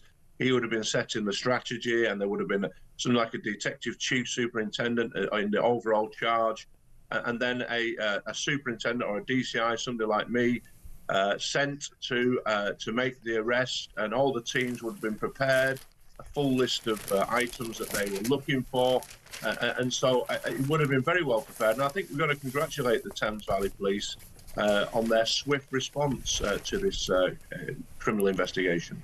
Yes, and 20 officers from Thames Valley Police, supported by their colleagues from the Norfolk Constabulary, were involved in the raid. They drove 130 miles from the police headquarters in Oxfordshire to the village of Wolverton, which is on the Sandringham estate in Norfolk. So a huge amount of resource and personnel involved, Mike. Yeah, absolutely. What struck me when I read the story is that they sent police cars around the front and the back as though Andrew might do a runner. You can just imagine him trying to get over the fences, and it's a standard police thing that you always send officers to ensure no one runs off from the rear of the premises. But I don't think Andrew was going to do this in the case. But here, the key thing now, Mark, will be the digital examination of laptops, computers, phones, tablets, to extract any data which is relevant to this inquiry. What has been official documents have been sent to any other person? Is there any financial impropriety that's potentially on those things? But these digital forensic experts, they pore over these computers. They're a special type of person who does this, but it takes a long time. This is not a matter of days. This is a matter of weeks to extract the information, and then they can brief the senior investigating officer, who will then have a series of questions which he can then put to the former Prince Andrew when he returns on bail. Caroline Aston also joins us, Mike, royal commentator and broadcaster. Good morning, Caroline. Good morning to you. What did you make of those scenes yesterday? Well, absolutely unique. I mean, this was an historic day. Quite a 66th birthday present, I would say, to Andrew Mountbatten Windsor, and one that will have shaken him to the core, because for years he's existed with this shroud, this Teflon-like quality implied by the word royalty. And of course, being royal, the privileges, the perks, are an accident of birth. The price to be paid is one of service, selfless service, not self-service. And there's this horrible cocktail of stuff going on out there at the moment. And really, will it hold the monarchy below the waterline? Maybe not. But it can tarnish its reputation, and it's a long, hard struggle back from anything like that. So, yes, a momentous day in royal history, and the last time we arrested a royal was Charles I, who paid the ultimate price when we chopped his head off. But don't forget, 11 years later, we restored the monarchy. They're survivors. They are survivors. Mike, they often say when it comes to a criminal prosecution that the process is the punishment. This could take months or even years to resolve, couldn't it? Yes, I imagine the actual examination of the devices, as I say, will take at least a couple of months. And then it's what it throws up. This is an international sort of mix of people. When you examine a phone, what's going to be on things like WhatsApp, who's been in contact there. So there's just so many things that could be thrown back by this. Who else is involved? Is there any link, for example, to Mandelson, who's also been dealt with for a similar allegation? And so the police will have to decide at some point where they cut it off, because you can keep going and going and going on this. But when I hear about it being a complex case, I always come back to when I talk about complex crimes or data protection, things like that. GDPR, I always think, what would my mother have thought? Now, if I said to my mother, I've received these sensitive documents from the government about trade, and do you know what? I'm going to send them to a mate secretly who might make money out of them. What would my mother tell me? Was that a good or a bad thing? Sometimes you've got to cut things down to the sort of common sense, and I think common sense speaks for itself here. Yes, it's the Marr-Neville test, and it's a good one, isn't it, Mike? We've got a developing story at 7:34 on Talk Breakfast, Caroline and Mike. This is the respected US media outlet TMZ. On any other day, this would be massive news. Another photograph released, presumably from the Epstein files, Mike and Caroline, of Andrew Mountbatten Windsor on all fours on a rug, we understand, in the Royal Lodge on the Windsor estate, with a young child around perhaps 12 or 18 months of age, playing with a ball that looks exactly like a human breast. Mike, where to start with this? Well, first off, I mean, my expertise is around images, and you've got to be very careful these days because of AI. It's very much advanced. You don't know what you're seeing. Secondly, things look odd. It could well be that. It could be something. It could be a balloon that's sort of deflated. Who knows? This will have to be looked into. If the police have this, they can look at the other devices and see if there's anything. I can tell you that there are multiple rather higher quality close-up images, and this ball does appear, Mike, on the face of it, to be some kind of sort of comedy device, you know, like a sort of funny football, but very clearly and very identifiably a human breast, which, if that is the case, is wildly inappropriate. No suggestion of any criminal act on the part of Andrew, but poor judgment, and takes a young child into a sexual sphere. Well, yeah, absolutely. Well, that's the case, absolutely. I don't know that I can't say a crime has been committed, but all it does is just further show that Andrew's judgment is absolutely poor. It's just disgraceful, and it'll just condemn him again in the eyes of the public, and it will do irreparable damage to the royal family. It's very, very sad when you think of all the service from the Queen. I'm an ex-soldier as well. We all swore our oath of allegiance to the Queen, and it's just tragic to see. So another example, Mark, I think, of broken Britain again, isn't it? Everything we held dear seems to be falling apart in front of our eyes. Most definitely. Now, of course, Caroline, Mike is right to say that we need context to these images, these latest images of Andrew Mountbatten Windsor, a young child, and a ball that looks exactly like a human breast. We need context. We need to verify those images. I will say that TMZ is a respected US media outlet. Your reaction to this developing story, I think it's going to be a big one today. I would totally agree with you, and I absolutely agree. What poor judgment. Optics are all, aren't they, in today's world? And this is a pretty dreadful picture. But then, of course, throughout his royal career, Andrew Mountbatten Windsor has been seen as boneheaded, a buffoon, arrogant, totally wrapped up in his royal position. The phrase, "my mother the Queen," was perpetually on his lips. And I, for one, am really rather glad that his mother, who was very partial to him, don't forget, is not here to see this. That would have been almost insufferable. And it is worth mentioning that when he was appointed as a trade envoy, 2001, those 10 years he served as that, his brother, then Prince of Wales, now the King, was not keen on him being given that position. There was always a bit of froideur between the two brothers, and it appears that Charles's judgment about his brother's capabilities, he was right perhaps to be a little concerned about what might develop.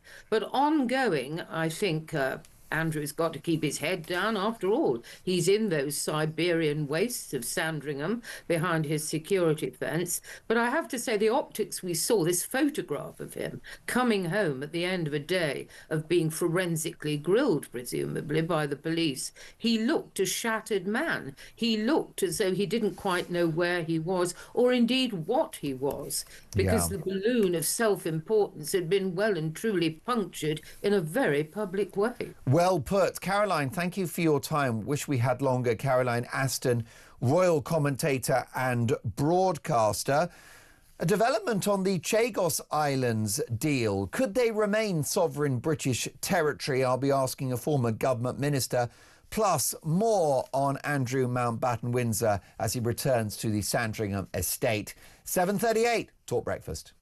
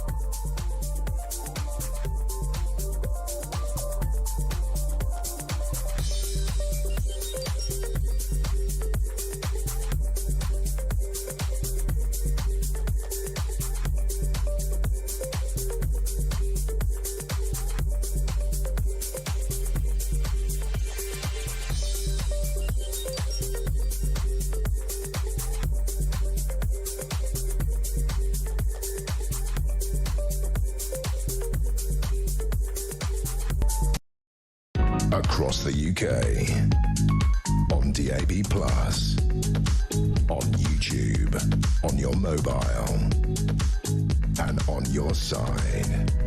This is Talk. You are listening to Talk Breakfast. It is exactly 40 minutes past 7:40. Thank you for your company.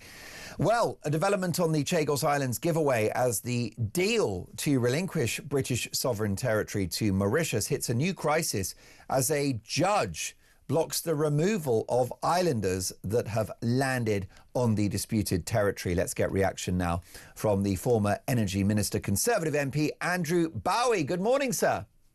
Good morning. Well, a reprieve for the islanders and a step in the right direction.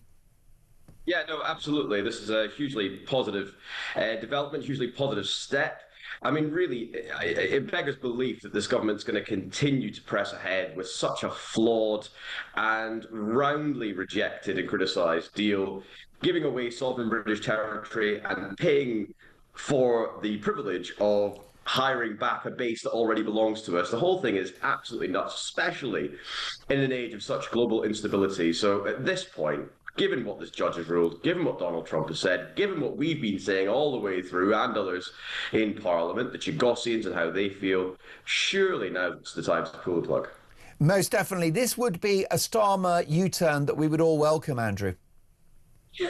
So we welcome all the U-turns. The question is how he gets himself into such a position time and time again when the right option is staring him in the face, and in this case the right option is to just throw away this dreadful deal. How he manages to get himself into a position where he leads troops up the hill, defending the indefensible time and time again, only to abandon them at the last minute and do the right thing that everybody in the country has been calling for since the beginning. He did the same with farmers, he's doing the same with pubs, he's now doing, hopefully going to be doing the same on Chagos, although we don't have any confirmation of that just yet. I really hope he sees sense, because frankly I don't see what he or the government or the UK as a whole is getting from this deal at all. And I understand, Andrew, that it's very complex in terms of international law, treaties and other regulations. I understand that there's a historic complexity to this, but the public don't want it. The US president, our number one ally, doesn't want it, Andrew. And there's the small matter of the £30 billion cost to give these islands away. Why do you think this has been a hill that hitherto the Prime Minister has wanted to die on? Because this is a government run by international human rights lawyers who actually don't put the British interest first. This is a deal that was started because of a court case that was brought by Mauritius in the UN. We started those negotiations, and David Cameron, very rightly, when he was Foreign Secretary, said, no, this deal's not in Britain's best interest. declined to conclude those negotiations. It was one of the first things that this Labour government did when they got into power, was to reopen these negotiations and fast-track them so that a deal would be done ahead of a US and a Mauritius election, because they didn't know what the response would be from Donald Trump. I have no idea, frankly, why this is the particular hill that they are going to die on, if it is. As I said, it's not in the British national interest, and not in the interest of our allies or partners around the world, and it's not in the interest of the Diocesan people. So it's just bad all round, and he just dropped it. I wonder if it's a misguided apology for our colonial past, Andrew. Perhaps it's Starmer trying to grapple towards some kind of legacy for his, what I anticipate to be short stint in office. Can I ask you, just actually discarding your political hat for a moment, but just your judgment as somebody that understands, you know, this space, do you think Starmer will U-turn? Do you think this is now dead on arrival, this deal? I hope so. I really do. In terms of apologising for our colonial past, I mean, look, the British Empire was one of many empires, and, you know, I think it's absurd to ask people living in 2026 to apologise for the actions in 18 or 17 or 1626. And frankly, you know, I think that we should do a lot more about talking up the positives of Britain's influence on the global stage over the last few hundred years, not least being the first country to legislate for and then send the Royal Navy out to prevent slavery across the globe. So if it is his legacy, it's a misguided legacy. It would be apt if Keir Starmer's legacy would be to be a diminishing of Britain's status on the global stage, because that's frankly what he is delivering in office domestically. But if he U-turns on this, I'd be the first to welcome it. I just don't know whether that's the direction we're headed. And you're so right about our past. Of course, bad things have happened and we must atone for those crimes. There was bloodshed, there was cruelty, there was exploitation, Andrew. But the British Empire is the only empire in history that has a legacy of a community of nations, which is the Commonwealth, and it's something of which we should be very proud. Lovely to have you back on the show again. It's been it's the only empire that said to its colonies, if you choose a path of self-determination, we will support you in that. And if you choose to depart this British Empire, this colonial family, then we will support you and continue to be your friends through the Commonwealth. No other nation with a history of empire or colonialism had that positive legacy and that positive impact on the world. And we should talk that up far more. Amen to that. Andrew, we'll catch up soon. Thanks for your time. Really enjoyed your company this morning. Andrew Bowie is a former Energy Minister, Conservative MP. Charlie Ray is another titan of royal journalism, former royal editor of the Sun newspaper. Charlie, where to start? Andrew is back on the Sandringham estate, but it's not impossible that at some point he'll be accommodated in His Majesty's prison. Absolutely, Mark. It depends how this police investigation goes and what they discover, and if in fact he is charged and faces a trial. Now, if he does that and is found guilty, then he could face actually life in prison, which would be, well, everything. If we open up the pages of any newspaper, listen to any news program at all, everything's sensational on that day. Sensational today, and that will be equally a sensational day as well. Most definitely. I've got to draw your attention to a developing story, Charlie. I don't know if you've seen it yet, but I'll describe it. It's the respected US media site TMZ, who have just released photos, we assume, from the cache of documents from the latest Epstein files release. This is a photograph, if you can see your screen at the moment, yes, and I'll describe it to those listening on the radio. Andrew on all fours on a rug, we understand, in the Royal Lodge on the Windsor estate, with a small child, could be his grandchild, we don't know. But Andrew's playing with this kid, no problem, no suggestion of criminal activity there at all, except that the child is in possession of a ball that is a direct mock-up of a human breast, a wildly inappropriate toy for a child to be in possession of. What do you make of this image? Well, if that is the case, then it is completely inappropriate. But let's, I mean, as others have said this morning, we have to be careful on all these sort of things. There's going to be an awful lot of photographs released, and we have to look at the context of it. Now, this was taken at Royal Lodge, so it's more than likely that that child, who's about a year, 18 months old, is likely to be one of his grandchildren. Yeah. And he's, like many grandparents, is on all fours and playing with him. The question of the ball is, I think, as others have said as well, is open to interpretation. I'm not disputing that it may be in the shape of a breast. If it is, it's quite appalling. But it could be, as one of your other guests said, it could be a deflated balloon. Well, let no. me. I mean, I do agree with you fully about keeping one's counsel on this until we have more detail and more context. But there are other images that are on this website, which is TMZ, which is a respected US outlet, whereby it's very clearly an absolute replica of a human breast, of a female breast. And you just wonder, don't you, about Andrew's judgment, something that you've called into doubt for many years now, Charlie. Yes, no, you're absolutely right. If that is the case, then what on earth was he thinking of it all, playing with that sort of ball-shaped breast? It's quite ridiculous. But then again, this is a man who hasn't got any taste or moral compass at all, to be perfectly honest. Charlie, what's your appraisal of the King's handling of this so far? We had a statement yesterday. I think there's not much more he can do at the moment. But has he been slow to act? I mean, let's not forget, Charlie, that it was 2020 when the Queen reportedly wrote that cheque for £12 million to Andrew's sex accuser, Virginia Giuffre. At that point, why didn't he lose the Duke of York title? Why didn't he cease to be Prince Andrew, particularly once Charles took to the throne? Because I'm assuming that because Andrew will have told the Queen and the now King at that time that these allegations, as he has continued to say all the time, were not true, and he is fighting them.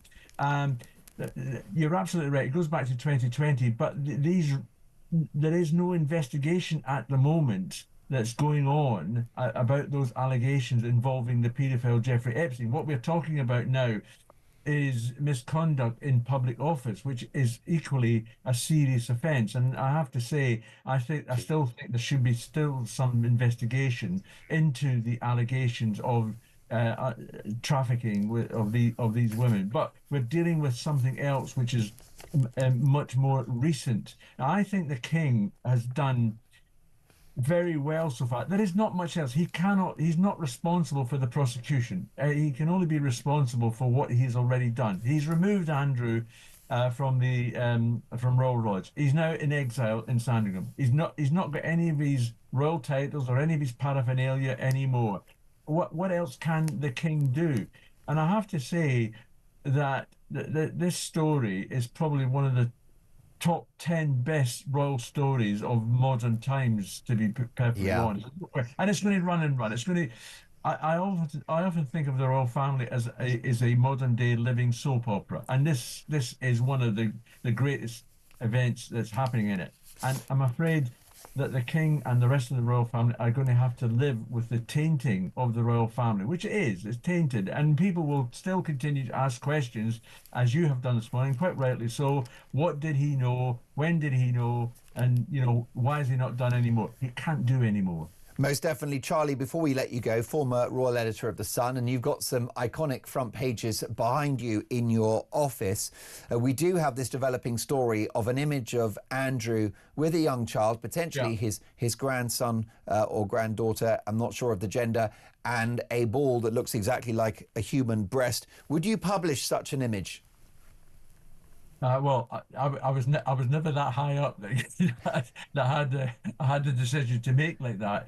But yes, I mean, I would publish it because we published another. Well, there was another image published the other day of him on all fours with clearly a young woman. Yeah.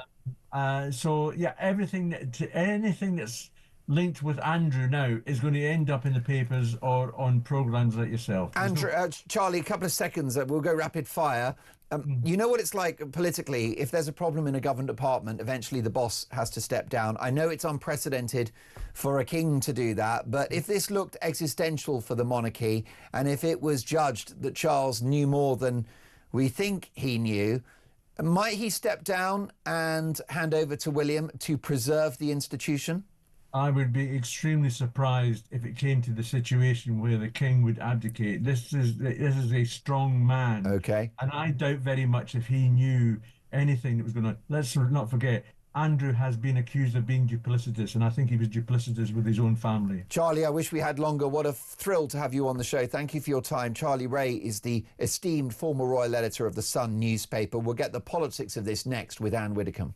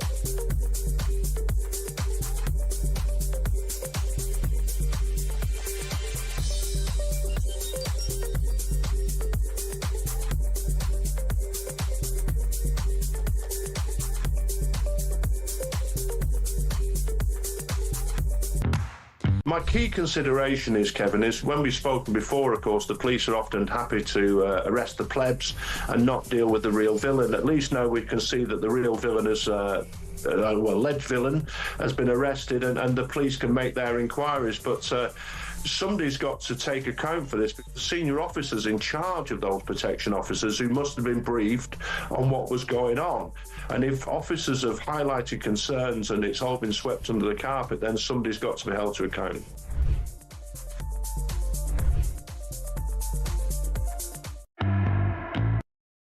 Across the UK, on DAB+, on YouTube, on your mobile, and on your side.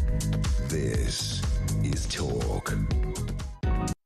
7:55. Good morning, Mark, says Andy. Great show. I appreciate Prince Andrew is the news at the moment, but how about talking up the good the royals do and that millions of people do actually like them? All the best, Andy. I'll get to more of your messages shortly. Let's speak to Anne Widdecombe now, former Home Office Minister, broadcaster and Reform UK supporter. Good morning, Anne. I'm going to ask you about Chagos in just a moment, but your headline thoughts about the temporary incarceration of Andrew Mountbatten Windsor over the last 24 hours? Well, first of all, my sympathies are with the King. He waited decades and decades to actually take on the role that he's now got. He gets cancer, his daughter-in-law gets cancer, and now the royal family have got this. So I'm actually very, very sympathetic towards the King this morning, and I think he's done absolutely everything that he could do. Ironically, if Andrew should be prosecuted, and we don't know that yet, but ironically, if he should be, of course, it will be the Crown versus Andrew Mountbatten Windsor, which speaks volumes. Quite right, so, and he's currently accommodated free of charge on the Sandringham estate. He may be accommodated free of charge in His Majesty's prison if it goes all the way. Look, we don't know. I mean, at the moment, and I know that I say this every time, and it's very boring. And no, it's not boring. It's important. But at the moment, he is innocent until proved guilty. So is Peter Mandelson. So a lot of other people that people don't like. They are innocent until proved guilty. And that goes all the way back to Magna Carta. And I feel very strongly that we shouldn't be speculating upon a future which may not happen. On any other day, we would be talking about the fact that Sir Keir Starmer, the Prime Minister's Chagos Islands deal, has hit the buffers, Anne, after a judge blocks the removal of 4 islanders, including the acting First Minister of the Chagosian Islands. What do you think is the expectation for this deal? Is it dead in the water now? Before I come to that, and I will, can I just pick up on what you said? You said on any other day we would be talking about this. Yes. I would urge you and your entire profession to watch very, very carefully over the next few days, maybe the next couple of weeks, because when there's a big story like this going on, that is when you slide out the bad news. Yes. That is when you do the unpopular things. That is when you make the U-turn that you hope nobody notices. And we all know the famous phrase, good day to very bad news. Yes. So watch them, Mark. I think you're right. I'll be watching the Prime Minister, I'll be watching the Chancellor and other government figures. And you're so right about that.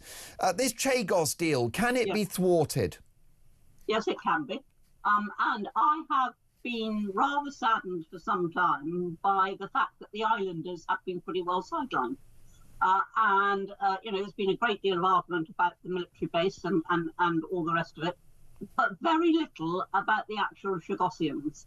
So I'm rather glad that they've now managed to influence a judgment. I think this is an appalling deal. We're saying, look, we'll get this back to you, and then, by the way, we'll pay you for the privilege of doing so. It is an appalling deal. And at the moment, with the world in its uncertain state, we don't need question marks over bases, no matter how secure. And does your judgment tell you it won't happen? My gut tells me it is now less likely to happen than I thought it was. One of the big problems, of course, Mark, is that Trump is flip-flopped over this. You know, one moment it's a good deal, the next moment it's terrible. So we don't quite know where the US stands, and that is probably going to be the most important factor. And we'll catch up very, very soon. Wish we had longer. Former Home Office Minister Anne Widdecombe, who feels great sympathy for the King. Do you feel sympathy for the King? So much more to get through. You're listening to Talk Breakfast.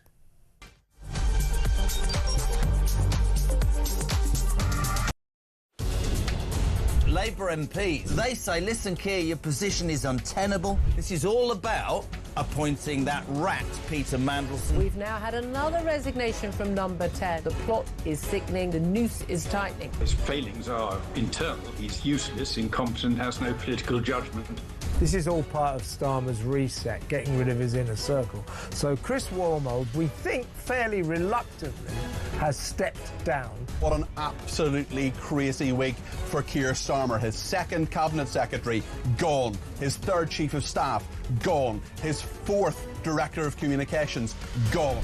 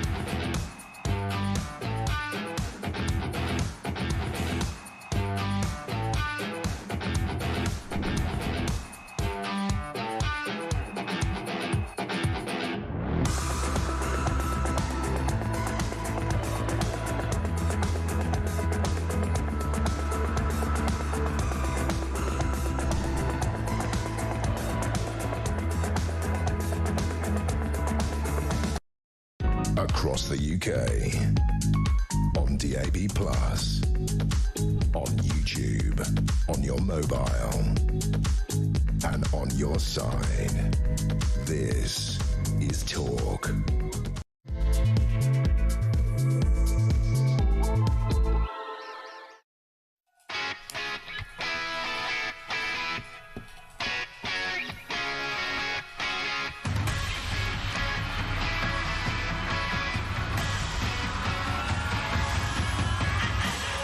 Three minutes past 8, you are listening to Talk Breakfast with Mark Dolan. Thank you for your company. Breaking this morning, Andrew Mountbatten Windsor released from police custody. But what next for the disgraced former prince? It's very important to stress that he denies all allegations against him. He is innocent until proven guilty. But what next? Is his return to Sandringham in Norfolk just a stay of execution? Or might his final accommodation, as told to us by a top lawyer in the last hour, be His Majesty's prison? Could Andrew wind up in jail? And what next for the royal family and the institution of the monarchy if the man who was once the golden boy winds up prosecuted and incarcerated in jail? Plus, the Chagos Islands giveaway hits the buffers as a judge rules that those 4 islanders who have returned to the Chagos Islands may remain. So is that deal dead on arrival?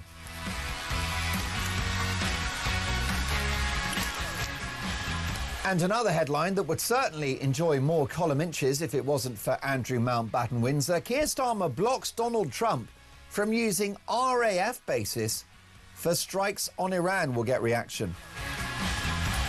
My number is 03444991000. Text the word TALK in your message to 87222. Leave us a voice note, and as the saying goes, let's talk. Now, in just a moment, we'll be speaking to leading royal journalist and author Robert Jobson about the implications for the monarchy of the Andrew scandal. But first, Ollie Cole is our reporter live from Sandringham. Good morning, Ollie. Good morning, Mark. You got the world's press have descended on what is normally a very secluded, private property. Yeah, totally. I mean, 24 hours ago now, 6 unmarked police vehicles swooped here onto Wood Farm on the Sandringham estate. They arrested Andrew, the former Duke of York. They brought him to police custody for questioning. He's since been released under investigation, but he spent almost 12 hours in custody. And there's that amazing picture that we see on all the front pages this morning of him being released from a police station in Aylsham, just an hour down the road from here, where he looks like he's had quite the rough day. He is sat slumped in the back of the car between the two in the front, and looks pretty miserable about the whole affair. And it was his 66th birthday. He'd sort of just woken up in the morning. The light had just started to come up here at Wood Farm, and 6 unmarked police vehicles drive down that road behind me and basically say, you're coming with us. And you know, it is one of the most dramatic developments the royal family has seen for many, many years, and it's got a long way to go in this otherwise pretty sleepy part of Norfolk. Well, that's right, and it may well be a protracted legal process. We don't know whether it will go to court or a jury trial. Andrew is innocent until proven guilty, but this is not going to be tied up in a matter of days, is it? No, totally, and it all relates to things that happened while the former prince was a trade envoy for the UK. He was taken to police custody on suspicion of misconduct in public office yesterday. He's been released under investigation. There's still police cars going in and out here of a Wood Farm and the Sandringham estate in the early hours of this morning. We also believe that searches at his home in Berkshire will continue today because, of course, he's only lived here for a few weeks, but they are now going to be going through through loads of documents, loads of things that they've picked up, his emails, his phone, anything that they think will help them in their investigation. They've got to remember, 3 million documents were released earlier this year from the Department of Justice in the US, part of the Epstein files. We've seen what's in those, and those are where, a lot of the stories about what's come about have come from. But of course, a lot of them were redacted, a lot of them were little parts of things, and what the police will have now is the full documentation. They will be able to look through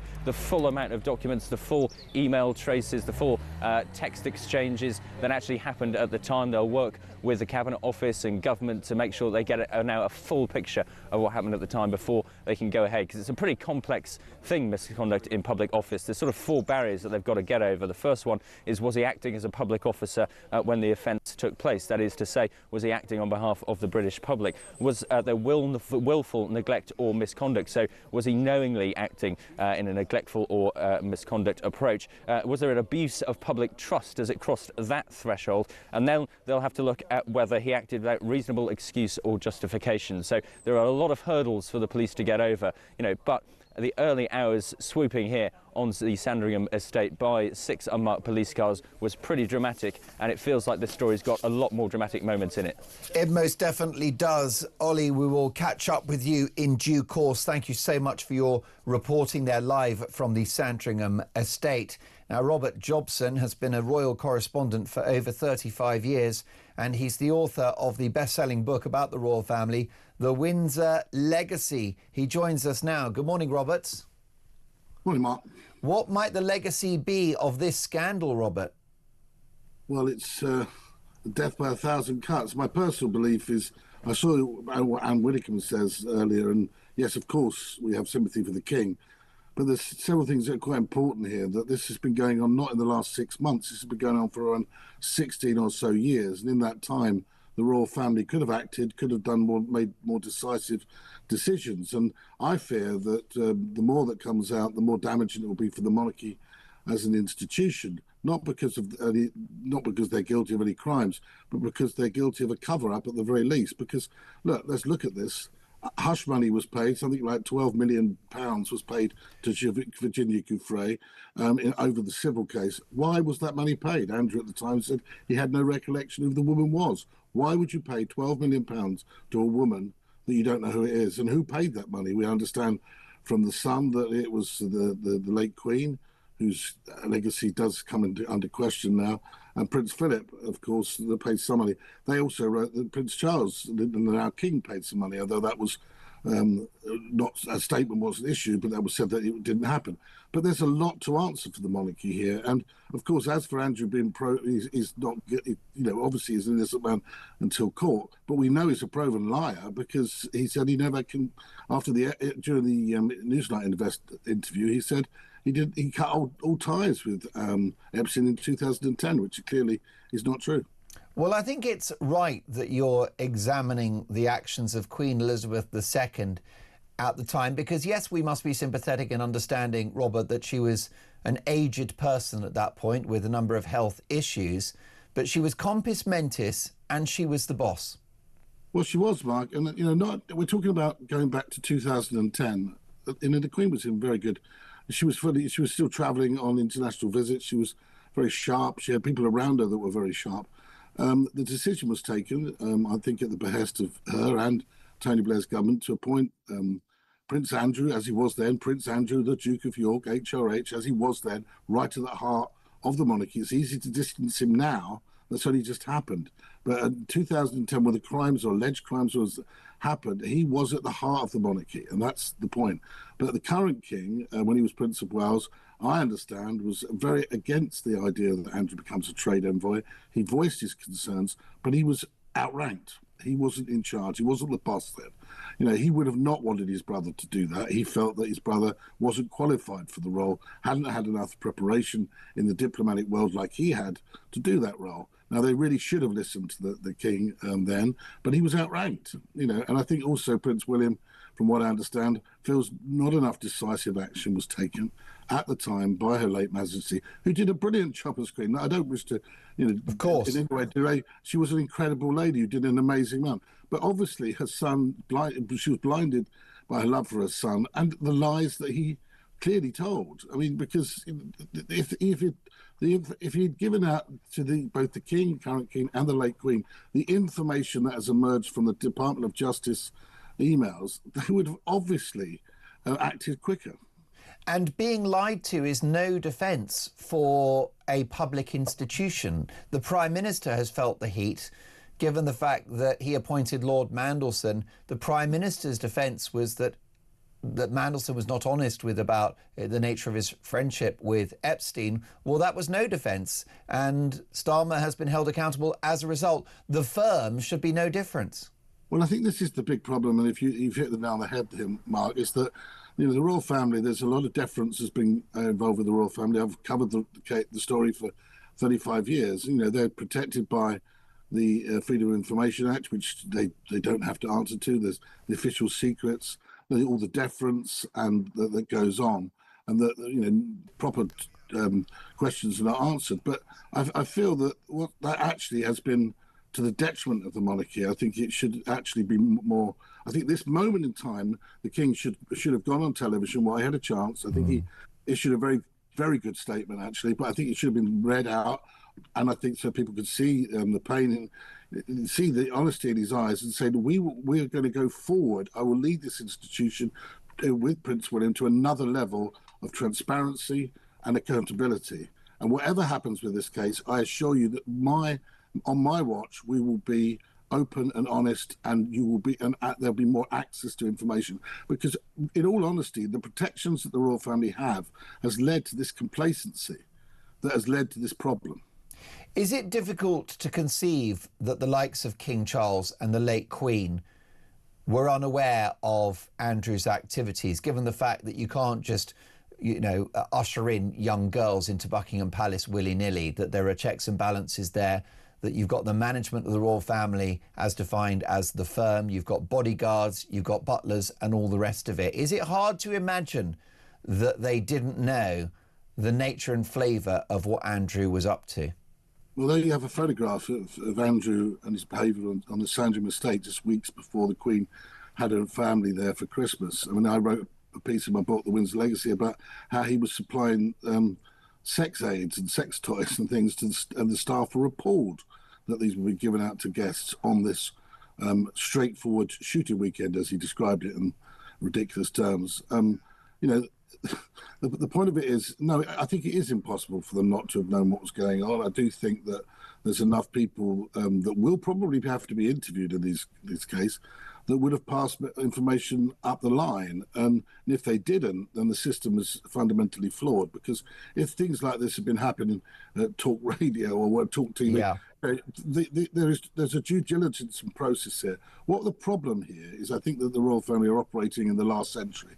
We live in a world now where things are operating online 24/7.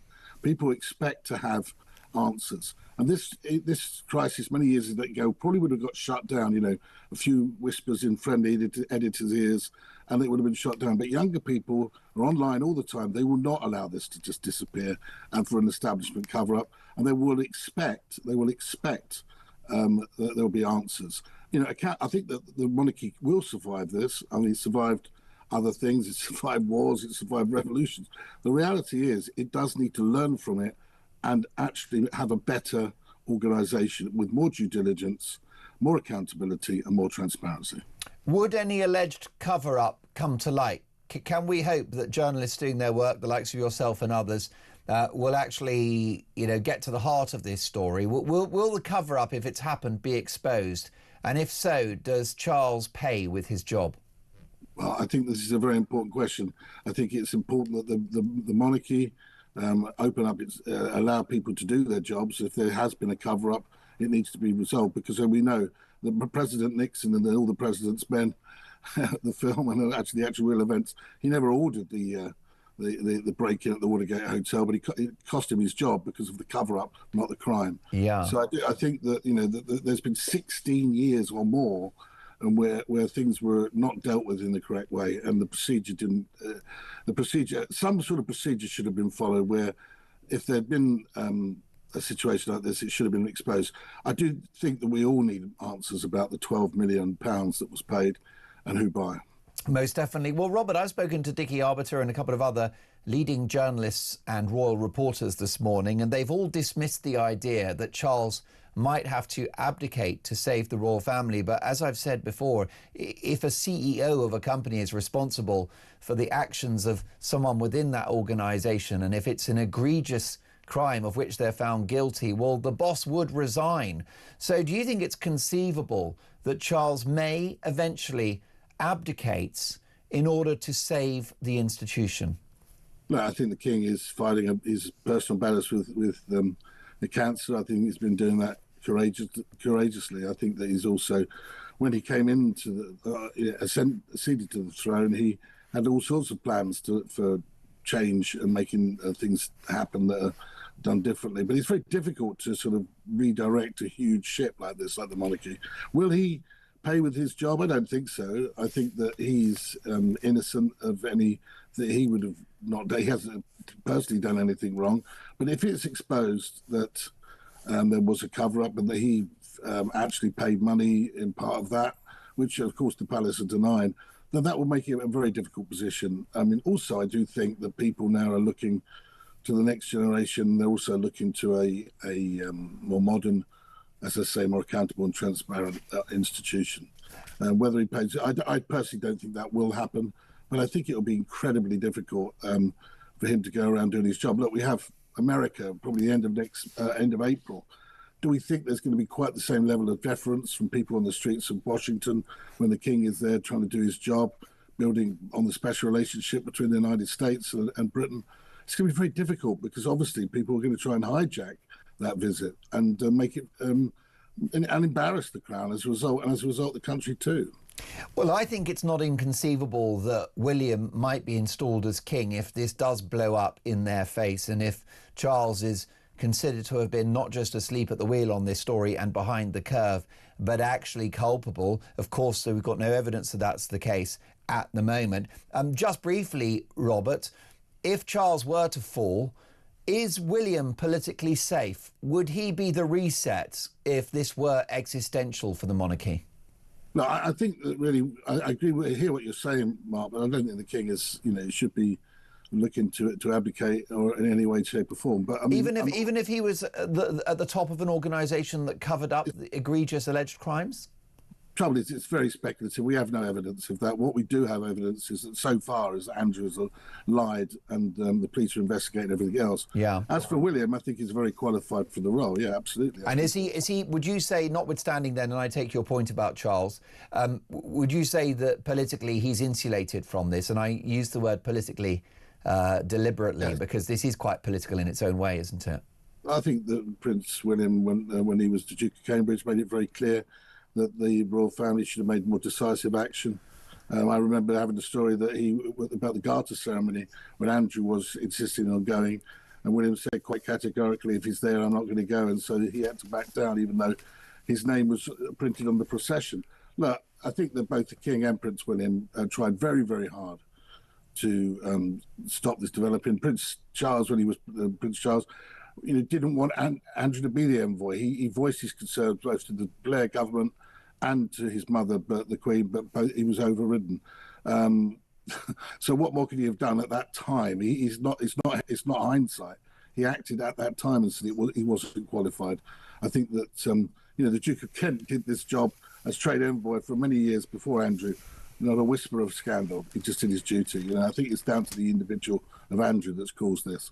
Robert, lovely to see you on the show. Thank you for your valuable time. One of the most respected royal journalists and broadcasters in the world. Of course, best-selling author as well of The Windsor Legacy, Robert Jobson. Well, I've asked several leading royal voices about Charles's future. If he was asleep at the wheel, if he's not acted quickly enough, if he's been behind the curve, if he knew more than he's letting on, does he go? The clear message from them is he does not. But what do you think? If the boss is presiding over a potential alleged cover-up, does that threaten his reign? And would William be the answer? 0344 499 1000. A couple of big stories coming up. The Chagos Islands deal. Is it dead in the water following a dramatic legal position that's just emerged in the last 24 hours? And Sir Keir Starmer blocks Donald Trump from using RAF bases for strikes on Iran. What happened to the special relationship? That's next.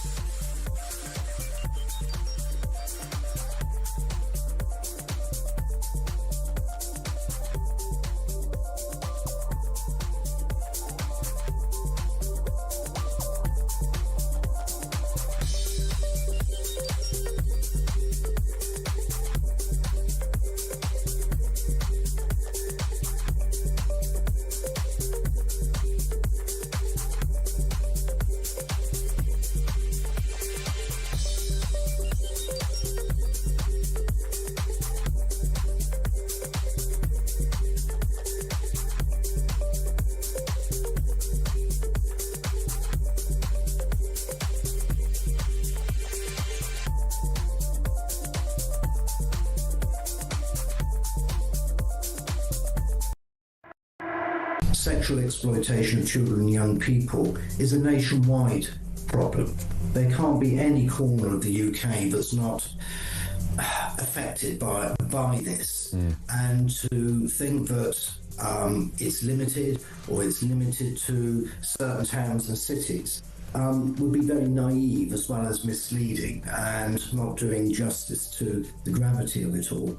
You know, we have to recognise that children and young people get used.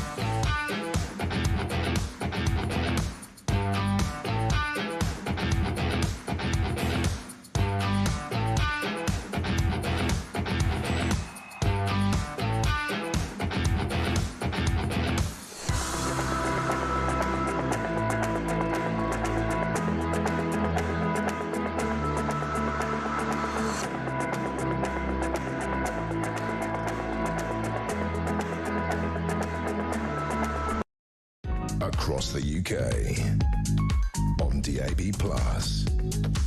on YouTube, on your mobile, and on your side. This is Talk. 8:25 Talk Breakfast. Has the Chagos Islands surrender hit the buffers? Let's get the views of a good friend of mine, Tobias Ellwood, former Defence and Foreign Minister and former Conservative MP. Good morning, Tobias. Good morning to you. Are we in the throes of good news here as a judge blocks the removal of the islanders who are currently on one of those islands, including the acting First Minister, who we spoke to on this programme yesterday? Well, this is a complicated story. I'm afraid when it's discussed in the media, we sometimes lose sight of the actual detail itself. The island is important, make that really clear. It's America's largest military base outside the US. And Donald Trump's team, and indeed previously under Biden, have been with the United Kingdom lockstep throughout the entire negotiations to get a deal. So important this is. And the reason why Donald Trump in the last couple of weeks said this is a good deal is because he saw that there was no other way to go about it. We'd run out of legal roads, so to speak. And if there is a better deal to be had, I would love to see it. But it actually all goes down to the simple point that back in Napoleonic times, when we defeated Napoleon, we grabbed loads of French territory around the world, called it our own. Mauritius was one of them. We walked into that governor's office and saw on the map on that island that there were other islands connected to Mauritius that France was running. And they were the Chagos Islands, including Diego Garcia. And we ran the entire package as one until the 1960s. And it was only then that we said, well, actually, we'd like to keep one of those islands for ourselves, not be part of Mauritius and their independence. And that is the difficulty that we've tried to convince in international courts, and we ran out of road there. So if there is a better deal to be had, I would love to actually see it. But that's where, from an international court's perspective, we sit. Now, you can turn around and say, let's ignore international courts. Others are doing that as well. The consequences would be that the African Union would back Mauritius, and that would mean that we would be punished through access to minerals and so forth, all these other things that we now need. So there are wider diplomatic consequences if we don't strike an amicable terms with Mauritius. This is the nuance, the detail, I'm afraid, that everybody says, well, get rid of this deal as if somehow it was part of our back garden and we're just giving it up completely. It's much more complicated than that. But of course, our number one ally, the US, do not want this deal to go through, Tobias. My viewers and listeners don't want to pay 30 billion quid for the pleasure of handing over sovereign British territory. Can't we just fudge this and have years and years of a legal quagmire? We tried to do that. And in fact, it was my government. I was foreign minister. We did exactly that. We continued to kick it down in the long grass. We made the mistake of allowing the discussion of potential of the future to be brought up in the very, very first place. But that's exactly what the Conservatives did. Try to kick it into the long grass. But it went through a series of courts. The International Court of Justice, the International Tribunal for the Laws of the Seas. It even went to the UN General Assembly. So this was gaining traction, and they were they weren't binding decisions, but the next one might have been. So I go back to the point. Donald Trump, who claims to be the master of the deal itself, if there is a better one to be had, then absolutely let's strike it. The 30 billion has been used by adding up of the next 100 years. It's actually 100 million a year. That's the cost of the lease, and we've gone halves with the Americans, halves. They pay for the upkeep of the base, which is substantial because it involves submarines and other things as well. So that is the deal that we've ended up with. And I stress, America has been with Britain throughout the entire process. It's not like suddenly we've thrown this out and it's to surprise them. And every effort has been made, but it is not Gibraltar. It is not the Falklands. It's not comparable with any other place at all because, as I stress, that history that goes back to the very, very start of when we took over Mauritius after the Napoleonic Wars. We've got 4 islanders at the moment, including the acting First Minister, who told me on this programme, Tobias, that he will pay with his life. These were the British Chagosians evicted by a Labour government in the 1960s. Your heart goes out to them. It's still a massive bill that will be payable by taxpayers for the next century. And then you've also got the militarily significant nature of these islands. Where is your patriotism? Where is your common sense? Where is your empathy? I'm not sure why where those questions. Well, empathy for the Chagosians who want to go home, common sense that we're paying to give away sovereign British territory, and also patriotism that this is strategically significant land in our possession. The Mauritians have never owned the Chagos Islands. I'm sorry, did you hear what I just said beforehand? We actually operated it as an entity, both the Chagos Islands and Mauritius, for centuries. And then at the very, very last minute, when Mauritius, as did much of Africa, seek independence, at that moment we said, oh, by the way, we're going to allow you to be independent, but we want to keep a little bit of it. So the idea that it's sovereign territory is not quite so clear-cut. Yes, of course I have empathy for what happened. But again, you sort of make the point. What did we do to create Diego Garcia? We threw off a few thousand Chagosians. Where did we send them to? To Mauritius. So we've actually compounded the problem by what we did in the 1960s because it was messy. It wasn't clear.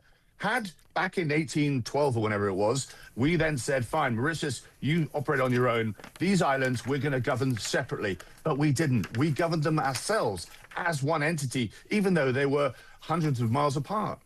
And Tobias, what would you say, though, to the acting First Minister? And that's why I raised the issue of empathy. And don't get me wrong, I know you're a man of very decency, great decency and probity, but the First Minister of the Chagos Islands says, I will die to keep these islands British. What would you say to him?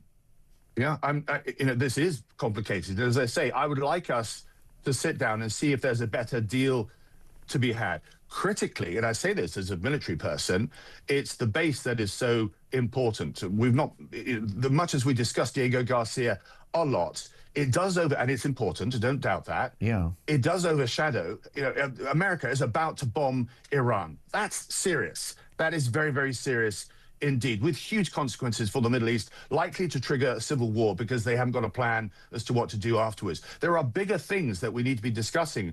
And Diego Garcia, as a military base in keeping our global order from going completely off the rails, is absolutely fundamental to that from a British, but particularly the American perspective. So we need to strike an amicable terms which will allow us to all operate for the next 100 years and indeed beyond. Sounds like a sellout to me, Tobias. You're at odds with the leadership of your own party, the Conservatives. And I spoke to Andrew Bowie earlier, who said that this deal is a travesty and must be blocked. Is he wrong?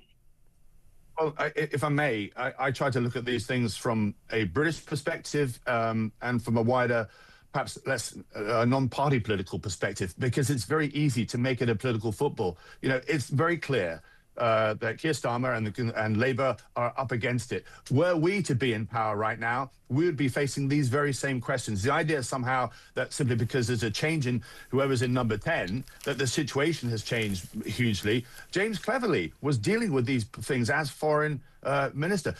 David Cameron as well had to face these very same questions. You touched on it yourself, is that for years we've been kicking this into the long grass. Tobias, as I say, yeah, go on, finish your point, apologies. Well, I was just saying that internationally, in the courts, we were running out of road and there would have been wider diplomatic consequences, which I'm afraid don't get discussed. So, yes, of course, I'm with you in that passion to say, look, this looks like British sovereign territory. Why on earth would we then give it up? The detail needs to be addressed because that is what's important and that's what's led us to this deal that currently sits on the table right now. And Tobias, briefly, if you can, Sir Keir Starmer has blocked the US President Donald Trump, from using RAF bases for strikes on Iran. Is that the right thing to do? I'm just mindful of the special relationship. Yeah, very important, that special relationship. But a special relationship does mean that you can speak frankly to the other side.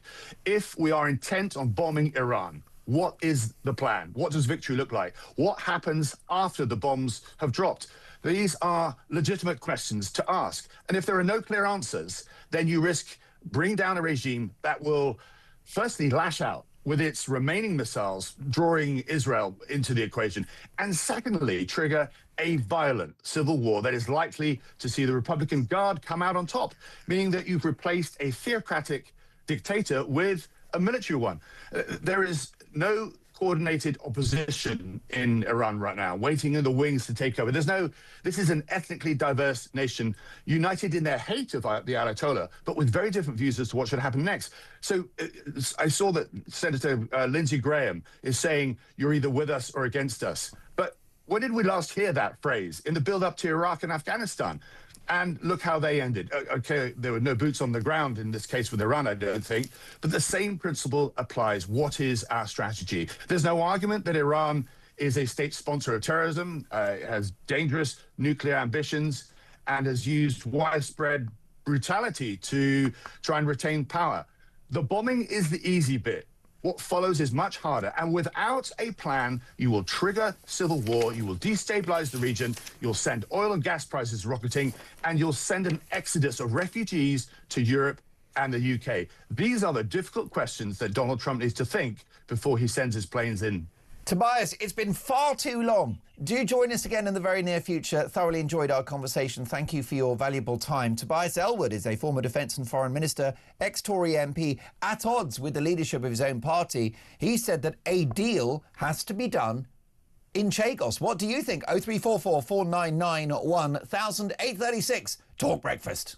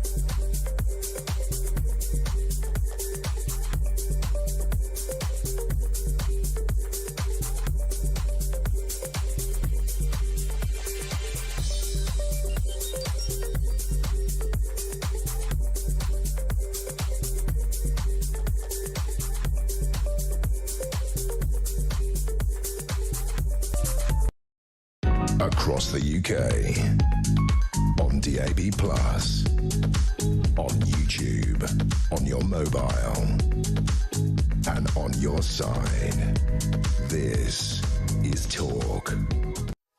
It is 8:37. You're listening to Talk Breakfast. And of course, we're bringing further reaction to the news that Andrew Mountbatten Windsor has been released under investigation after arrest for misconduct in public office. There's also the small matter of photographs being published on the respected US news media site TMZ of Andrew Mountbatten Windsor in the early 2010s, playing with a young child.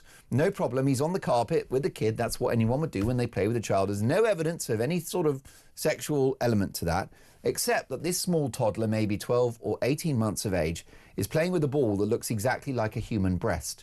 Now, there are some suggestions that this would be an aid for teething, but this is a very, very provocative device. If I'm honest with you, it looks like a sort of a sex toy. It's the sort of kind of thing you would see at an adult party, not appropriate for a young child. Andrew photographed in the context of that. More bad headlines, perhaps a reflection on his judgment. What we do want to do is get the context of that photograph and those set of photographs. We don't know the full story, but we'd like answers. Di Davies is a former head of Royal Protection. Good morning, Di. Good morning to you. Di, we're going to get to the events of the last 24 hours shortly, but can I get your instant response to this new set of images that have come, we understand, courtesy of the Epstein files? And this is Andrew, around 2010, 2011, in the Royal Lodge on the Windsor estate, with a young child, maybe 12 or 18 months of age, playing with a ball that looks 100% exactly like a replica of a human breast. Just as a guy and a father and perhaps a grandfather, what do you make of these images? Well, it's a further indication, if you like, of everything that now is being piled against Andrew. I think to a point there needs now to be a little rest. I think he has been arrested, and I think to continue to go after him in every shape and form, while some of his actions are despicable, allegedly, I think it's time now to perhaps let justice take its course and let the police do their job. I've been demanding, as you know, for a number of years that they do their job, and I think it's time now to let them get on, but to keep a watchful eye to ensure that they are going to do their job properly and investigate the whole aspects of the allegation, including something now clearly you're alluding to in one sense, the sexual offences, the alleged sexual trafficking. It's quite clear that this man's morals, that he hasn't got any, and therefore it just adds to the grist against him. But I think it's time now that we let the police get on. Most definitely. And what is your appraisal of the police's operation in the last 24 hours? Well, I think they did the right thing, as I used to do when I would raid somebody when I was a street cop. You don't tell anybody you're going. You go in very early. You catch the person you're after by surprise. They were quite late by my standards. We often went in at 5 or 6 a.m. where you have complete surprise. They apparently didn't tell the king.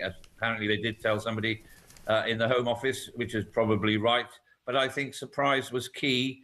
And again, to seize documents, although surely he and his advisors must have known this was coming. This is a complex investigation. And I'm concerned that there may be a number of get-out clauses, as we saw with Burrell. That's my biggest concern. What did he tell? What did the king and the royal family know? And could that be a get-out clause for me? I am seriously concerned that we'd have a repetition of what happened with the Burrell trial. Well, that is a very interesting thought. Now, Andrew Mountbatten Windsor was processed like a common criminal suspect after being arrested at his home yesterday, including being fingerprinted and having a mugshot taken. He's no longer Prince Andrew. He's a mere commoner. Will he have been read his rights? Yes, Di, will you have had you have the right to remain silent? Yes, to answer your question. Everything would be done by the book, and more by the book, I would have thought. So I would have thought this is now in the hands of a very senior detective from Thames Valley, but assisted by the National Crime Agency at whatever support and structure they required. But no, he would have gone like any other alleged criminal. A desk sergeant or the custody sergeant would have made sure he understood while he was there. They probably may have taken his clothes off him. They will have taken DNA swabs. And as you say, a mug. I mean, the fall from grace, as many have said, none of us can recall anything like this. It is a dreadful stain on the British royal family. And, you know, I have some sympathy for the family as a whole. As far as we know, they're not involved in this in any way or shape. I mean, the main family. I'm not talking about his ex-wife or even his daughters. I'm talking about the main family. And I think it's a shame and detracts, as many have said, from the good work some of them are doing. And how will some of your former colleagues responsible for royal protection be processing this, those that have guarded Andrew for many years? Well, quite clearly, they now, as I understand it, the Metropolitan Police are looking at that specific angle. Last time I understood, they were saying, you know, we haven't found anything. But clearly, for all those years of traveling the world, traveling with him all over the place, they clearly, some of them must have seen some aspects. They surely must give some kind of evidence to what that extent that would be, whether they were party to it, but they are no different to any other citizen. If you see or hear or aid and abet somebody in a crime, and as a police officer, doing nothing is not an option. So clearly, if there's evidence to show that anyone, including police officers, private secretaries, ambassadors, you name it, if there's clear evidence, but it requires a police skill, it requires somebody with a determination and an attachment from the fact they are police officers. It's sad, but if they have colluded or not done what they should have in respect of Andrew, then they must take the consequence, as must everyone else connected with this. People have kept quiet. I call it a conspiracy of silence. Who are part of that conspiracy remains to be seen, but the police must investigate. And this time, if they don't, they must be held to account. If a bodyguard witnessed the trafficking of a young woman for sex and that crime happened on the royal estate, would a bodyguard's silence be an offence? Yes. No ifs, no buts. He would be duty bound as a police officer. There's numerous stated cases where police officers over the years have turned a blind eye, and that's proven, and they are then found guilty. And it could amount to malfeasance or misconduct in office. And one of the cases I know, an officer who used data to find out information, I think he got 9 years. Can we then interpret the silence of those who protected Andrew as the former prince's best defence? Well, I can't comment, and it'd be wrong for me to know what evidence is there one way or the other. But if there's evidence to show they colluded or didn't do what any normal, just a human being should do, but as a police officer, there's a higher level of responsibility. And if it can be proven that anyone did that, not just police officers, but anyone, including public servants, they then would have to take the consequences. This, as I said, I think yesterday on many programs, this is a Pandora's box, and that box just has got so bigger. And the tentacles, I don't know where they're going to stop going. And Di, is it conceivable that the firm, as it's known, which is the management of the royal family, was responsible for a cover-up? Is that possible? Well, given this sordid tale, anything is possible.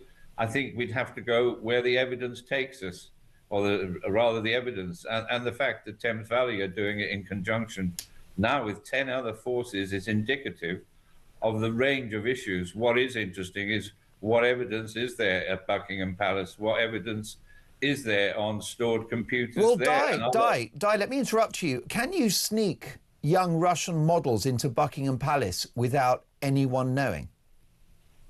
Sneaking is an interesting word. You can say to a police officer or those on the gates, Mrs. Windsor, if you give them a code name, please let her in. Or in some cases, him in. you know, in fairness, the police, if told by a senior royal, I am having a guest in whatever shape or form, unless you have grounds to suspect they are fixated or criminal in intent, the police will allow them in. And that has always been the case. How do you see this scandal playing out, Di? Oh, above my pay grade by any definition. Well, you don't have the information at your disposal, do you? I mean, some people suggest, Di, that when it comes to these sorts of allegations, the process is the punishment. It could be that, notwithstanding Andrew's protestations of innocence, that with all of these headlines and cop cars on the Sandringham estate, the damage to the royal family is already done. Well, yes, that's a fair point. I would hope it is not damage beyond all repair. I say again, it's interesting what role people knew in the palace, their senior courtiers and others. And so that's why I'm saying the tentacles and the English into this of who knew what, when and where and how long this has been either been covered up or people didn't ask the right questions. When you're in a position of authority, such as I was, you have to ask questions of your subordinates. You have to question what is going on. And one of the key things in royalty protection is preparation. Without preparation and then documenting that preparation, that's part of how you keep people safe. In reverse, that can be used against you if it goes wrong and there's an inquiry. Di, briefly, if you can, it's hard, isn't it, to imagine and conceive that if these alleged crimes, which Andrew denies, were committed, it's impossible to imagine that those protecting Andrew won't have known that something was up, that it was on their radar. But my next question to you is, just briefly, is there a culture of fear around members of the royal family where perhaps a bodyguard might witness something untoward but is afraid to speak out? No is the honest answer. Certainly in my period, I would hope any officer would know me well enough that they could have come and see me, irrespective if a line manager was blocking it or they were fearful of anyone. What about their career and their mortgage, Di? Or their reputation? Well, what if the deep state goes after them for speaking out? Well, I've never known it. I can only answer you. In my period as a police officer of nearly 30 years, I've never been afraid to speak out, either on the way up or when I was doing what I was doing. And I would have encouraged anyone, and did encourage anyone, and I defy anyone to say contrary. No, I don't believe that. I think this is a nonsense put about by some, that there was a culture of fear. Most police officers are strong and strong-minded. That's why there's questions to be asked of them. Di, we really appreciate your contributions to this network over the last 24 hours, and I know that you'll be back on Talk because you've been there, you've got the T-shirt as the former head of Royal Protection. Di, thank you so much for your time and wise words at this point. You're listening to Talk Breakfast. It is 8:50.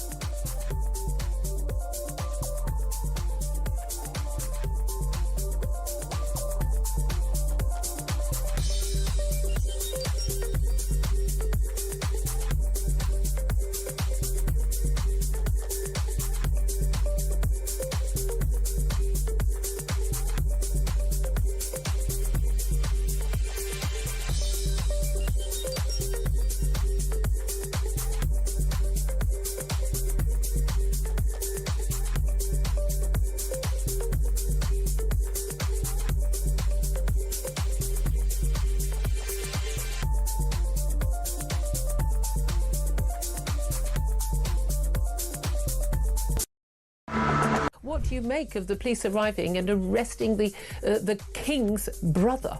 Well, look, nobody is above the law in this country, and so it's absolutely right that the police follow the evidence, and take the actions that they need to. The crimes that have been alleged to have happened, whether it's with respect to the victims, with Jeffrey Epstein, or passing confidential government papers to a convicted sex offender, are very serious, and the police need to do whatever's necessary to follow the evidence and take the action.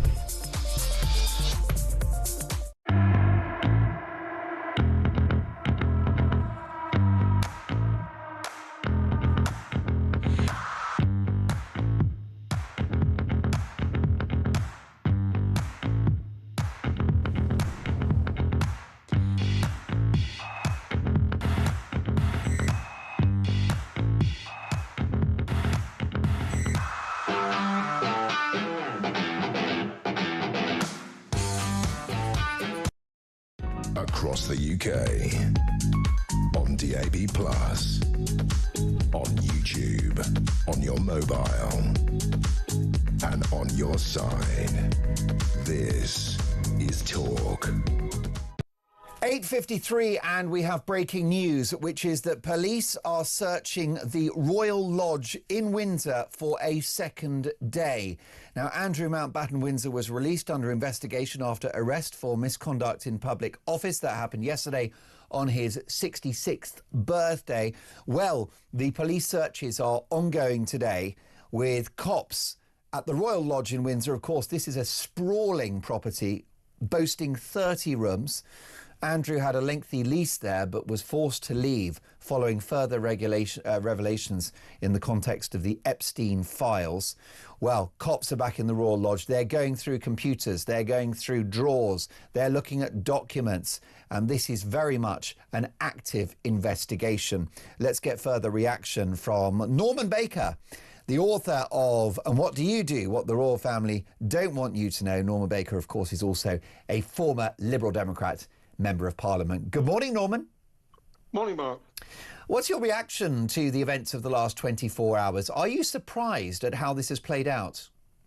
Not entirely. I mean, there was a huge amount of public pressure which was building up, indeed from the media as well, to try and do something. The Daily Mail ran a headline saying, you know, when are the police going to do something?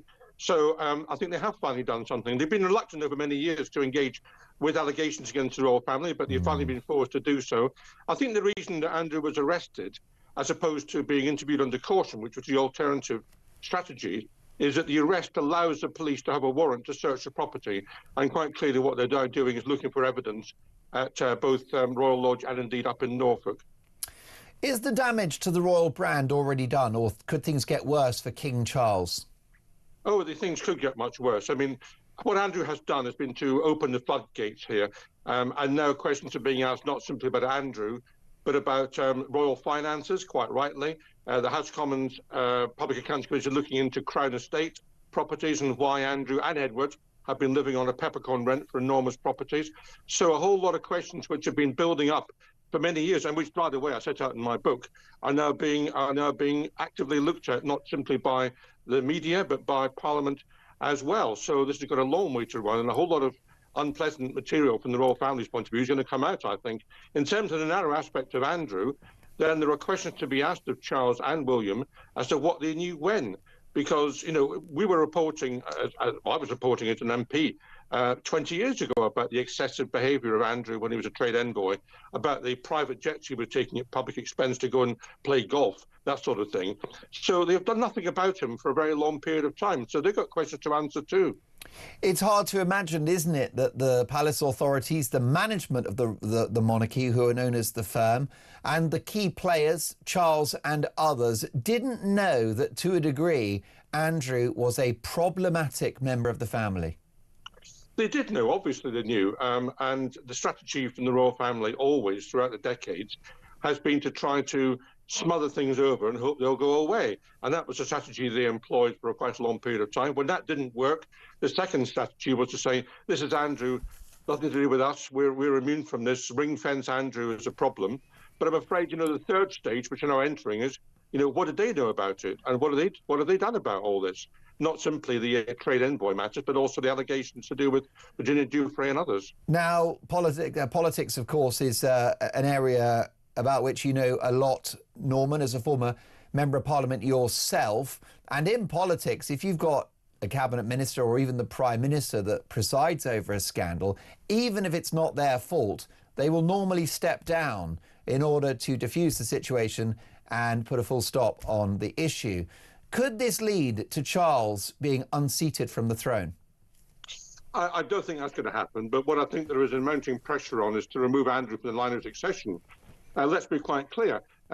He's eighth in line to the throne. He's not likely to get there, but in the event that Charles had died before William and Harry were born, we would now be having King Andrew I on the throne. So, the system is not very perfect, is it? No, it isn't, and it would require a special act of Parliament and the agreement of Commonwealth nations. Do you think it will happen? I don't think Charles will be removed as a consequence of this, but I think the monarchy will have to amend its ways. Yeah. It will have to become more transparent, far more accountable. It will have to become better value for money from the taxpayer. He's going to have to recalculate and refabricate the firm in a way that he doesn't want to do, to make it much more like a European monarchy. If he doesn't do that, then my word of advice for him is the tree that doesn't bend will break. Yes, well, Andrew Mountbatten-Windsor denies all wrongdoing. He's not been arrested for anything surrounding Virginia Giuffre or any other allegation that followed the release of the Epstein files. Can I also bring you up to speed on another developing story, Norman? And it's a photograph published by the respected US media outlet TMZ. And it's photographs of Andrew, we understand, in the Royal Lodge on the Windsor estate with a young child, maybe 12 or 18 months of age, playing with a ball which is an exact replica of a female breast. Just your reaction to this? Well, we don't know who the child. I didn't know that picture before you just introduced it, Mark, and, Yeah. I don't know we don't know who the child is, and nor should we know probably. But I mean, that's very tacky, isn't it? But I mean, Andrew is tacky. I mean, up at Royal Lodge, he had a toilet roll holder that played "God Save the Queen" when you pulled the paper. You couldn't make it up, could you? Norman, lovely to see you. Do join us again soon. It's been a long time since we spoke on the radio and the telly. Norman Baker is the author of What Do You Do? What the Royal Family Don't Want You to Know. Norman says that actually this police investigation means that we will have full access to the financial dealings of the Royal Family, which could be a headache for the King. More to come. This is Talk Breakfast.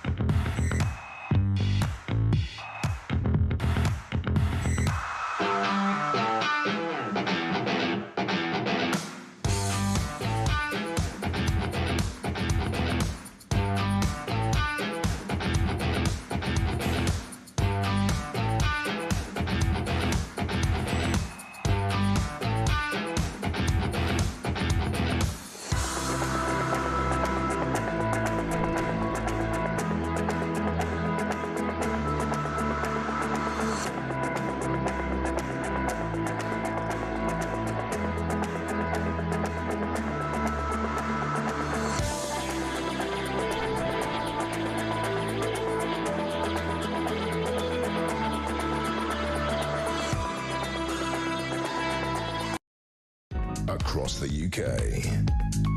On DAB+, on YouTube, on your mobile, and on your side. This is Talk.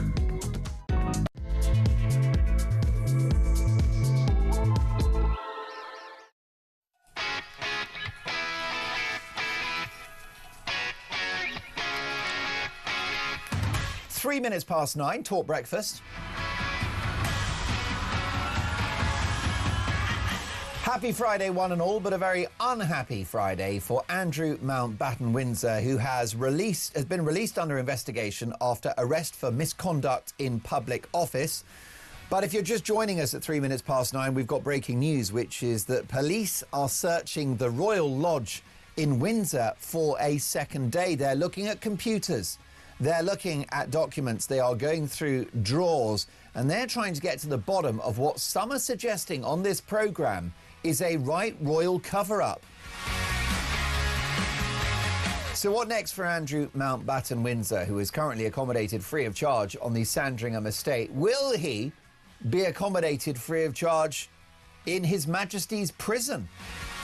Well, we spoke to a leading lawyer earlier in the programme who said that if he is prosecuted and found guilty via a jury trial of misconduct in public office, he will go to jail.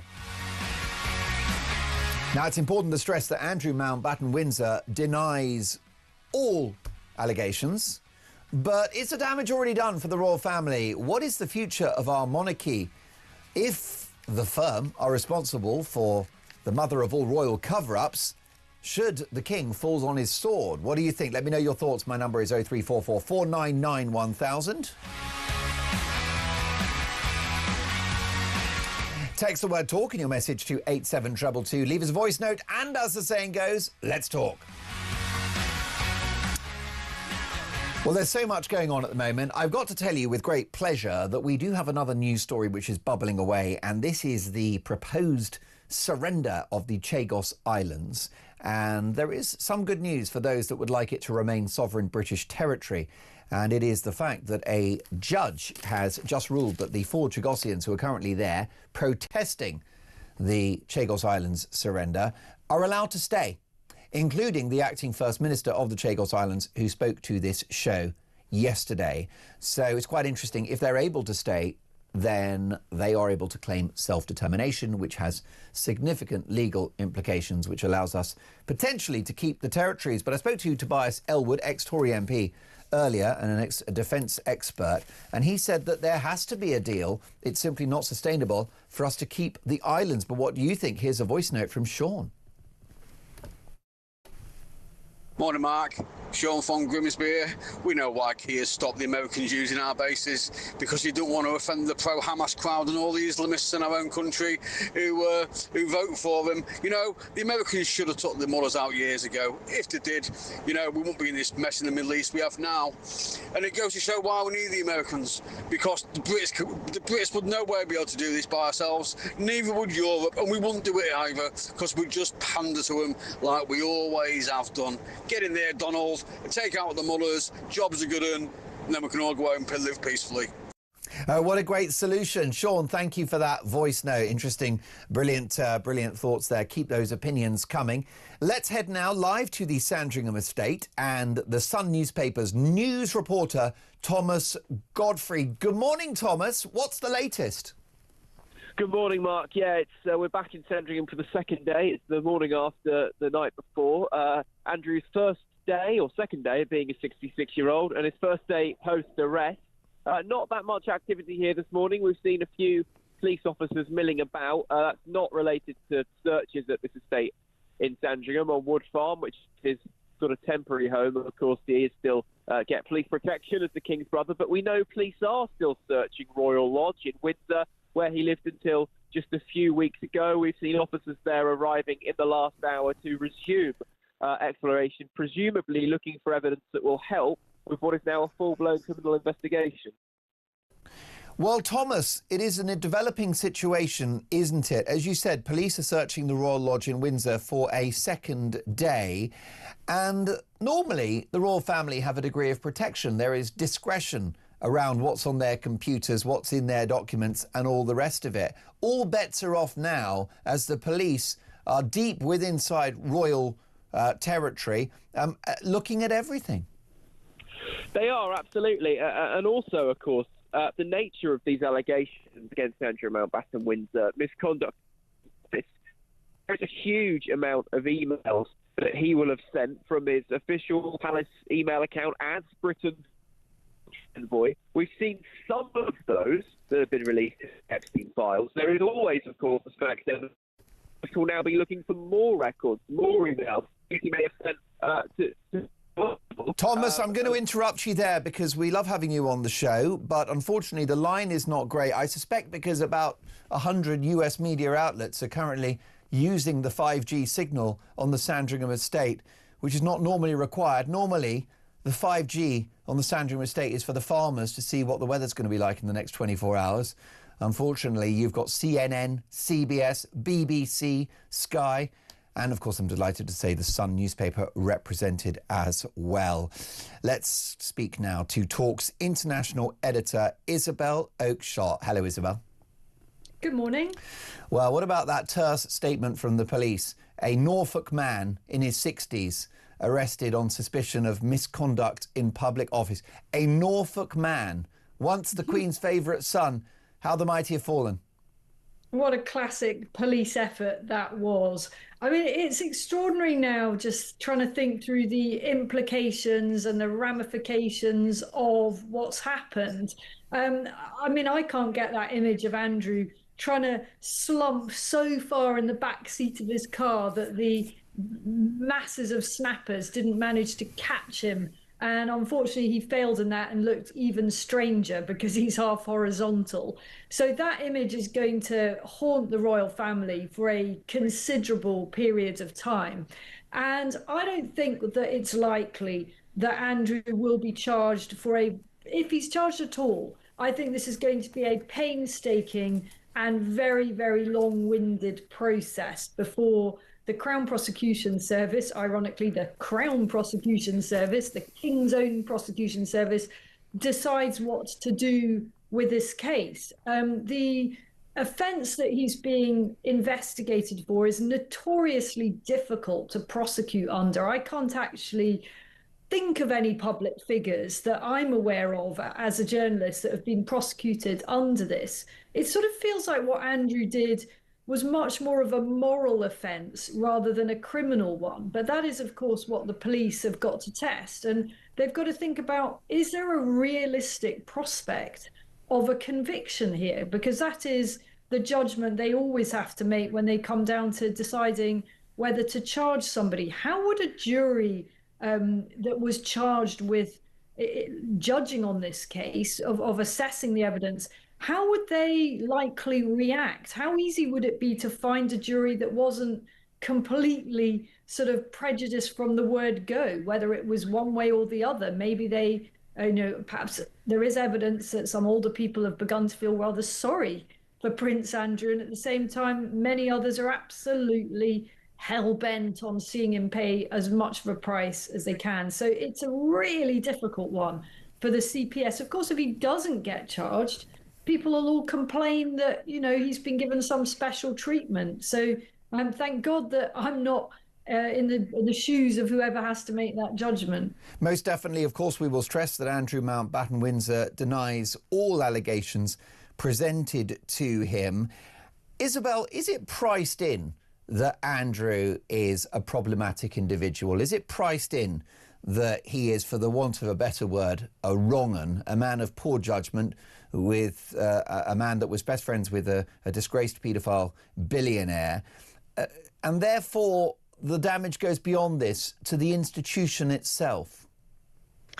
Well, I think that there are so many dimensions to this. I mean, I actually think Andrew, I'm afraid, like many of the royals, is just not that bright. I've had the opportunity to look at a lot of Andrew's emails. I mean, this is not from the Epstein files, it's from my own cache of documents from that I obtained in 2019. And he just doesn't come across as being at all bright. He's making misjudgments all over the place. in that correspondence that I've seen. His English is pretty shabby. I mean, I know a lot of us write emails in haste and we forget our punctuation, but it's just the whole tone of it is just not somebody very, very smart or educated. And as you say, judgment goes to the heart of this. You know, the kind of people that he was associating with. He was massively, massively ill-advised to be associating not just with Epstein, but any number of other seriously questionable figures. And I'm very much hoping to be exposing more about that over this weekend. Well, I really look forward to your reporting on that, Isabel. We can both agree, can't we, that Andrew Mountbatten-Windsor is a public relations dumpster fire. But the question is, does that fire spread to the rest of the family and more particularly the king? Well, I'm afraid I think it does. And again, I've got some evidence that I will hopefully be able to bring into the public domain in the next few days that does potentially raise the stakes on this. But I don't think it's that the king or any of Andrew's siblings did anything wrong themselves. It's just that they allowed him to do what he was doing. And there's a question as to whether, again, their judgment in that should somebody not have stepped in much earlier and said, look, Andrew, you know, your behavior in so many regards is just not befitting of your status, and it is likely to bring at some point or other the monarchy into disrepute. Now, what we don't know is whether in fact those conversations did happen. It may well be that the poor king tried and tried again to get his brother to live a different lifestyle. It may well be that the Queen did exactly that, the late Queen.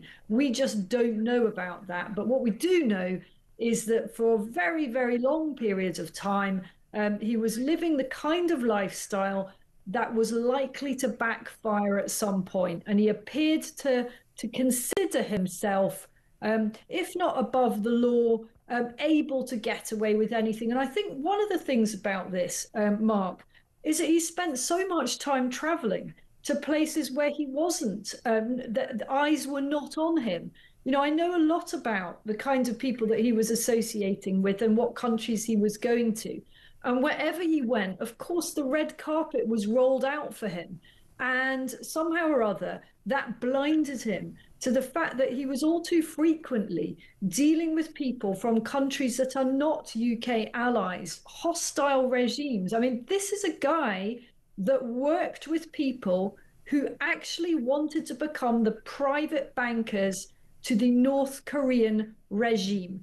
You know, just let that, just absorb that for a minute. He was in a business relationship with some private bankers who were touting for business in North Korea. Now, you and I can tell that that is a terrible idea, especially if you're the Queen's son.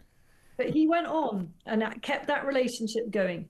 At the risk of sounding trivial about this or flippant, Isabel, this story's got everything, hasn't it? Just from a very sort of tabloid sense. Money, sex, international business, a leading member of the royal family, national security. Yeah, I mean, it's absolutely mega. I mean, I covered a lot of angles of this back in 2019, and although my story at the time, after I obtained this cache of emails from Andrew, between Andrew and his business associates, did make front pages. At the time, there were no real consequences to those revelations. And it seems that it's taken a number of years for Andrew's lifestyle and his choices to catch up with him. And that is, you know, my stories were never about Epstein.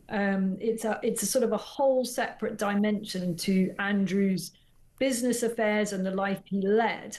And it's taken the Epstein scandal to actually escalate this. And the reason for that is because the Epstein scandal had real victims, not just financial victims, people who lost their money because Epstein, I don't know, diverted it elsewhere or whatever he did, but people whose lives were ruined because they were victims of sexual assault or sex trafficking and so on, and that is what has escalated this. Isabel, we'll go rapid fire if we can, because I want to get to some political stories. Can I just ask you finally on the Andrew allegations, which he strenuously denies? Robert Jobson, who, as you'll agree, knows his onions, one of the country's most respected royal journalists and authors, has said he thinks that we may be witnessing and may have witnessed the mother of all royal cover-ups. If there was a cover-up, if Charles knew more than he's letting on, does he fall? I mean, no, I don't think he falls. I mean, what a big question that is. Can you even believe we're having this discussion? You know, could this bring down the king? I think most people recognise that the king, it's hard to actually blame the king for this. You know, a lot of this happened when the king was not the king. All of it happened when the king was not the king. The queen, the late queen, was the one in charge of the royal family, at the head of the firm, as it were. But it may be that Charles, it's not impossible to imagine that Charles says, you know what, I'm not that well. I'm doing my damn best here. He's working so hard. But you could not blame the guy if he thought, actually, you know what, I would step aside. Okay. Now is the time to step aside. I don't think that's going to happen, but you could see it. Isabel, I trust your journalistic instincts on that one. Can I ask you a couple of other stories? Sir Keir Starmer has blocked US President Donald Trump from using RAF bases for strikes on Iran. What happened to the special relationship?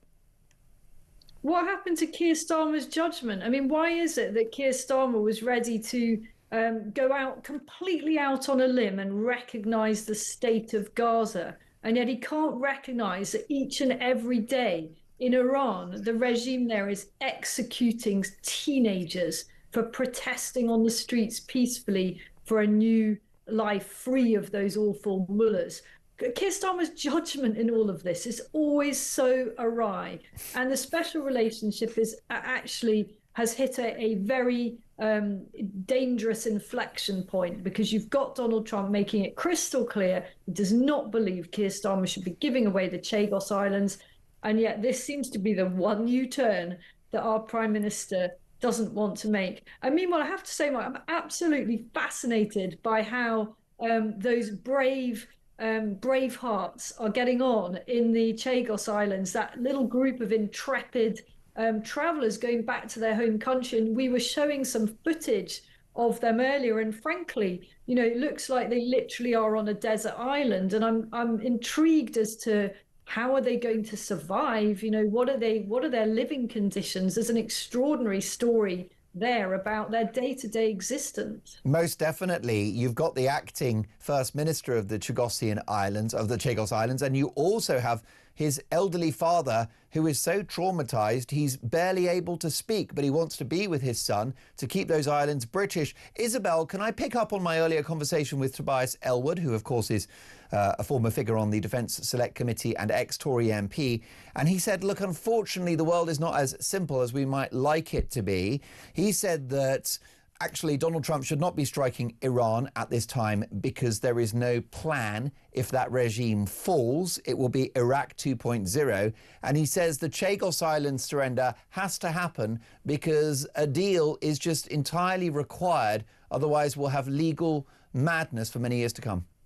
What on earth is he on about? What is he prattling on about? I mean, come on, Tobias. I know Tobias well. A deal does not have to happen. This is precisely why the Tories lost the last election, because they're full of, much as I love Tobias, they are full of wets like that who say, oh, yeah, we've got to, you know, what is this? Some kind of Lib Dem Labour thing going on where you've got to abide by some very vague international ruling that there is no consequences whatsoever if we don't. He's talking about sanctions from Africa, including access to minerals. It could be a big problem for our economy. Oh, what a load of old rubbish. I'm not buying into that at all. I think this is a ditch that we should be dying on. And I think Starmer's in a real bind now because, you know, whichever way he goes, he's either got to lose face and do a U-turn, or he's got to risk a further escalation with the US president. And as for serving them with the eviction notice, what a completely foolish thing to do. How much better would it have been to rock up in a boat and offer them tea and biscuits and say, let's have a chat about this? And then that would have been quite a nice little story. But this administration gets it wrong at every turn.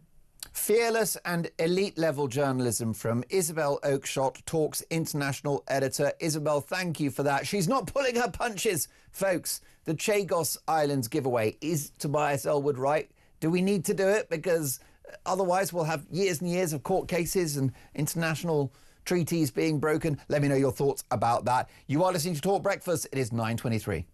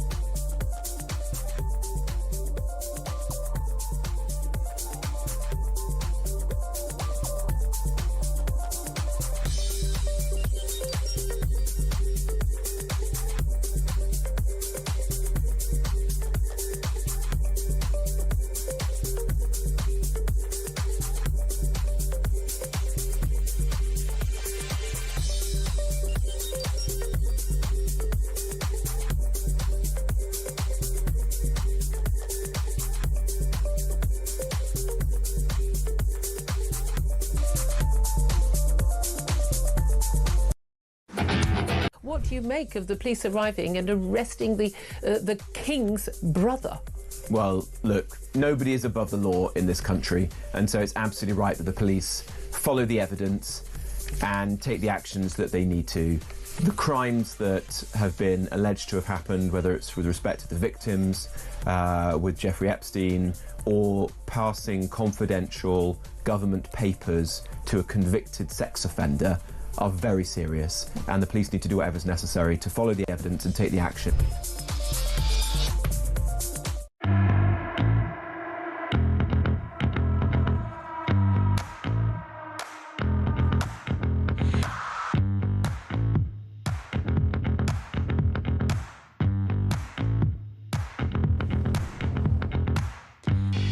Julia, nice to be back with you again. Well, I mean, again, extraordinary Circumstances.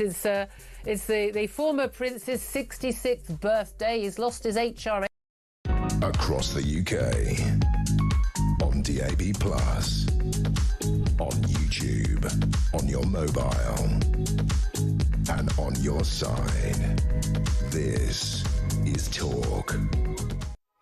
9:25 Talk Breakfast, and if you're just joining us, we have breaking news, which is that police are searching the Royal Lodge in Windsor for a second day. This, of course, is the royal residence at which Andrew was the incumbent for 2 decades. A very luxurious venue, 30 rooms, a lavish estate. Of course, he's headed off to Sandringham now, rent-free, thanks to the largesse of his brother. Might he be living rent-free in a jail if prosecuted and convicted for the alleged crime of misconduct in public office? Well, Andrew Mountbatten Windsor denies those allegations in full. Let's get reaction to the shocking headlines around Andrew Mountbatten Windsor from one of the country's most experienced royal biographers and journalists, Angela Levin. Good morning, Angela. Good morning. Well, neither the palace nor Andrew knew that the cops would come calling yesterday. What a shock. Apparently it happened at 8 a.m. He'd just finished his breakfast. Probably pleased about that. And, you know, all this sort of numerous police coming in and taking him away. I think it's gives you a very, very a bad shock, whoever you are. And he just went off. I don't know if they put, cameras on his arms, but he, off he went. Well, it's a great question. It's a great question, and you're right to ask, Angela. Was he handcuffed on arrest? We do know that his DNA was taken and his fingerprints and a mugshot. How the mighty have fallen. This is a humbling experience for a famously arrogant man, Angela. Yes, I mean, he's been arrogant ever since he was a teenager, about women and about the sea and about everything else, and felt that he wanted to be the king rather than Charles. He didn't think Charles was suitable. And of course, it's always the heir, the first one, not the second. And he angered his mother because he kept on about it. So he did think he was very superior. So Andrew wanted to be king? Andrew desperately wanted to be king. He nagged and nagged his father and his mother and said that Charles was not necessary to do it. He didn't have the power and he was hopeless. So he was after this for years, and it couldn't happen. I mean, they weren't going to change it. But the Philip and the Queen liked him much better than Charles because he was a sort of lots of sport and strong, whereas Charles would like flowers and reading and music.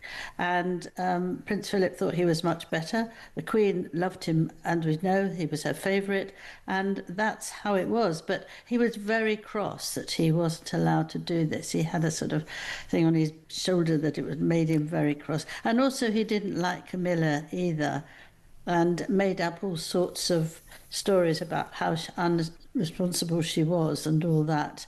But the Queen didn't listen to this either eventually. But he did think of himself far better than most other people would. So Andrew tried to poison the Queen's mind against Camilla, is your suggestion there, which is pretty outrageous. And you mentioned that Andrew would like to have been king. We can only imagine how things would be if that had come to pass. Did he suffer from, and has he suffered from, the curse of the spare, which has affected Margaret and, of course, more recently, Harry? Yes, he did. It's very interesting, isn't it, that these number twos and spares... He's a number two, isn't he? Yes, they need help because they have to... at the beginning, they're sort of the next one, they're in line, and then they drop by, second, third, fourth, fifth, sixth, seventh, eighth, and you feel what's your point. And I know that Prince and William and Catherine are trying very, very hard to make their children understand different ways of behaving, because it'll be George who will get it, and then the other two won't for a long time, and they're trying to make sure that they have another life and they can actually manage very well. Might William accede to the throne sooner than expected, Angela? Well, it's hard to know. The king says he's going to carry on as normal, but he isn't well. I thought he looked terrible in the photograph of going to the, close the Fashion Week. Yes. I just wondered that he looked very upset and very stressed. But it might come back and he decides that he absolutely wants to do it. But if not, and he stands down, then William will take over, and he's never liked his uncle, and maybe that'd be quite a good thing. I do feel that, at the age of the king and his health, that it should be thought about. It's the first time I've ever thought like that, because I think he's a terrific man. But he might just recover. He'll have a lot of people looking after him, emotionally as well as physically, and he might just feel better. We don't know what's going to happen with all the police and what they're going to do and what they're going to say and where Andrew's going to be. So I thought that Andrew might go off in the far distance and not come back, and make it quite difficult for people to talk to him, but we'll have to see about that one. How do you think, Angela, this news is going down in Montecito, California? What do you think the Sussexes, Harry and Meghan, make of this scandal? That's a very good question. In the one hand, Harry actually, I think, might be really upset and angry and worried, largely worried. But he's got this plan that he wants to take over from his brother. So I don't know that he's actually concentrating on it. As for Meghan, she doesn't want to come back now. She did want to, but now she doesn't. And she said it would affect her work. So, that's the sort of thing she said. And that's not. When you say she doesn't want to come back, do you mean pay a visit in the summer or next year for Invictus? Well, no, I mean, Harry wants to come back altogether. Fully? Yes, but she doesn't. I mean, she might come back. She sent a list of what she wants to wear, and so that she might come back. It's a very expensive list, but she'll be there. But I think she won't want that. I think she'll be quite scared about what could happen, and it would affect everybody's what they think about her. Why would she be scared? Do you mean for her safety or her reputation, Angela? Reputation. Boos from the crowd, bad headlines. Yes, she doesn't understand why people don't think she's the number one in the world, but people don't, and she can't understand why that's happening. So it's difficult for her, but I expect that she might stay and not come over at all. And could that be a stress point in the marriage within the Sussexes? I think there are a lot of stress points at the moment because Harry seems very miserable and she's phony smiling, isn't she? I know when she sat watching the sport last week, she waved at everyone. She often does that. Nobody's there, but she waves with a huge smile. And she kept rubbing his side of his arm until he did it. And, he did it about 3 or 4 times. And you think, this is what you might do to an 18-month-old child. Yeah. So smile, little one. Come on, smile. She treated him like a performing monkey. Are we in the throes of a Sussex marriage rift? I think we've been in for that for about a year now.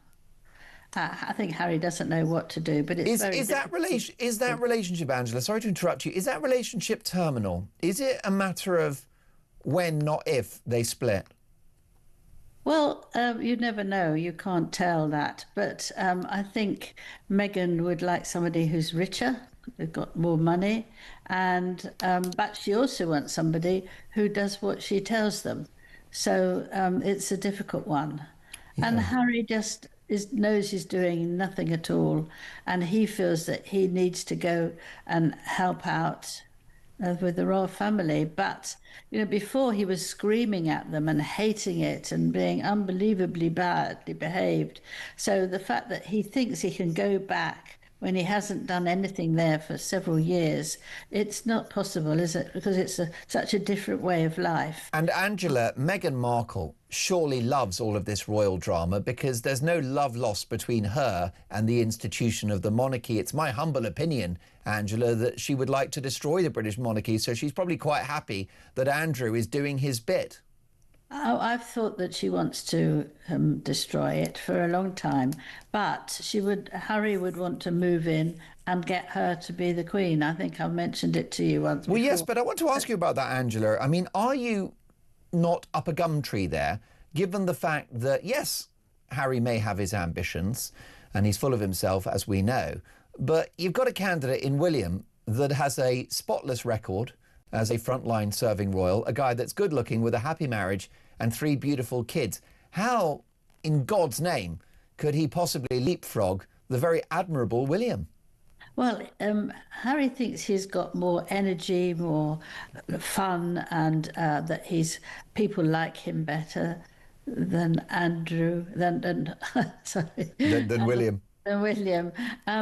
But it's not so much how good he is. It's just that how he and Meghan might make it very difficult for Catherine, because Meghan has been very unpleasant about Catherine. And if Catherine is still not entirely recovered from her cancer, which she has at the moment, but it may come back, I hope not, I think William will look after her rather than actually want to be king. But that might not be true. In any case, I mean, Harry or Meghan can't take over until George. He's the next one, although he's very young. Yes. But if there's a crushing of the royal family altogether, then she would want it, because she would want to have the, I am royal. Angela, I know you're going to have a very busy 24 hours and a busy week, and I do hope some of that will be spent on this network. An absolute minefield of knowledge and information. Angela Levin, royal biographer and broadcaster. Thank you, Angela. Have an excellent Friday. We will see you soon. Much more to come. This is Talk Breakfast.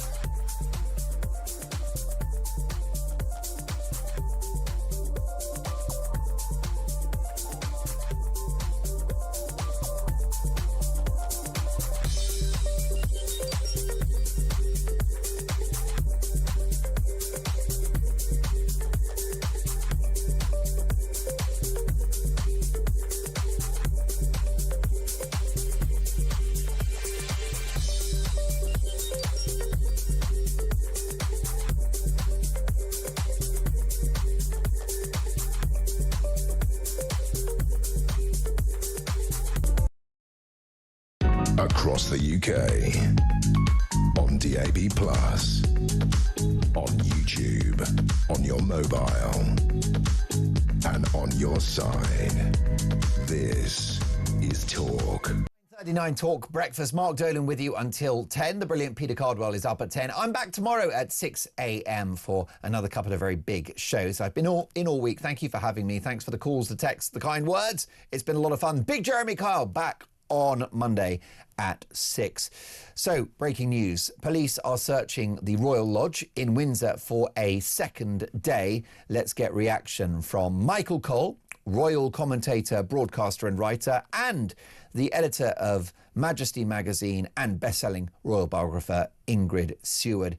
Ingrid, welcome back to the show. Last time we spoke, you offered, quite understandably, a hint of sympathy for Andrew in relation to what he's going through at the moment. It's worth stressing that he protests his innocence. He denies the allegations. What are your reflections on Andrew now as we speak, following his arrest based upon the accusation that he was responsible for misconduct in public office?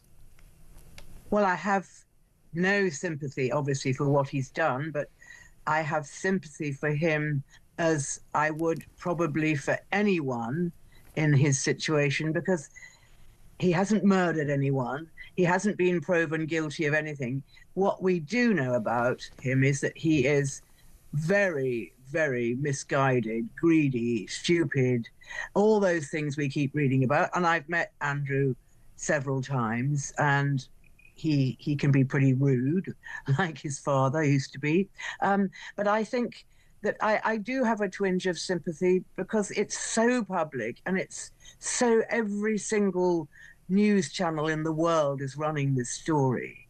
And I think when you read the comments of a lot of readers of newspapers and things, they also have a twinge of sympathy for Andrew, because it seems like he's been hounded.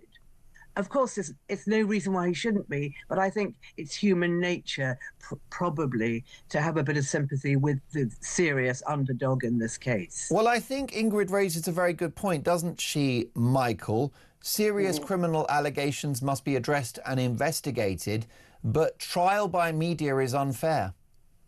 Absolutely. You were quoting the Old Testament a little bit earlier.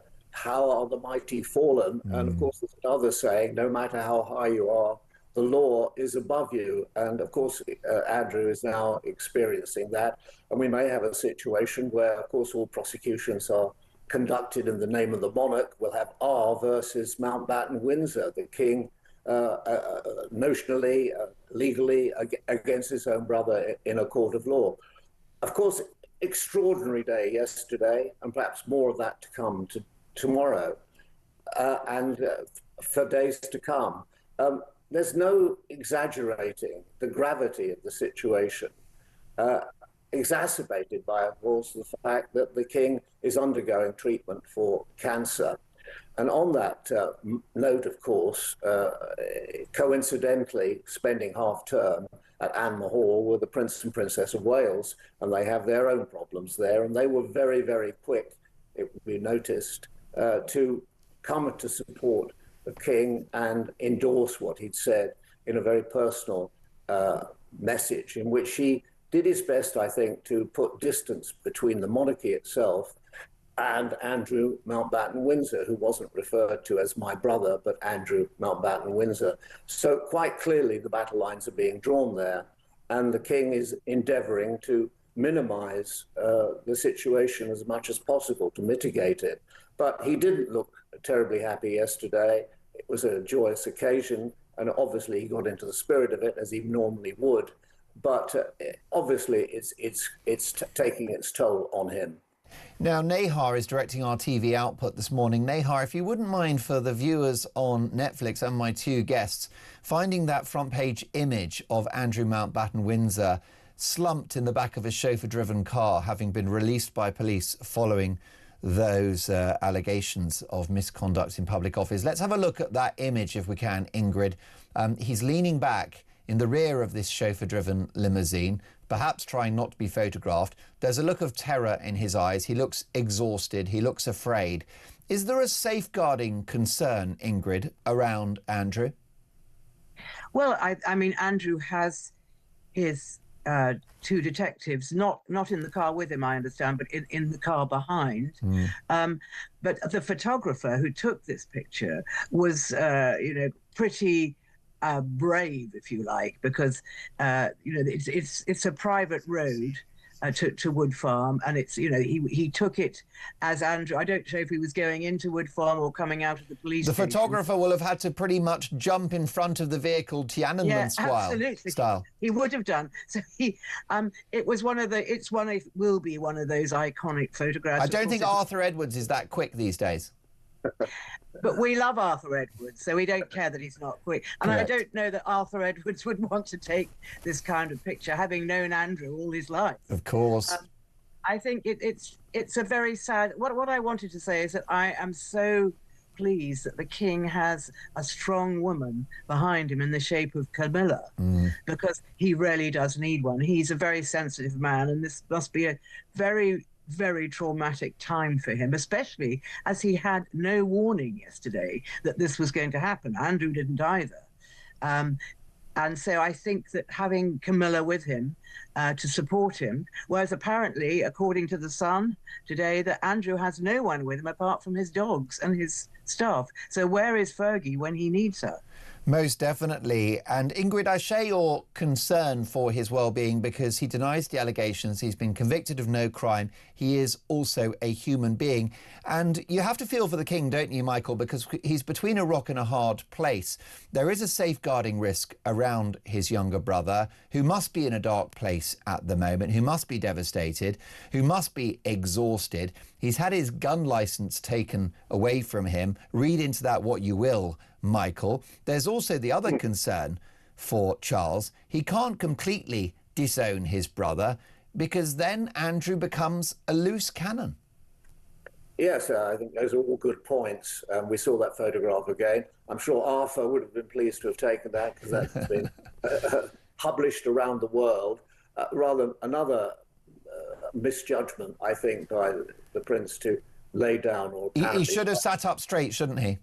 Well, could it make the situation worse by being seen? Of course not. That looks devious and deceitful, which, of course, only adds to his particular problems.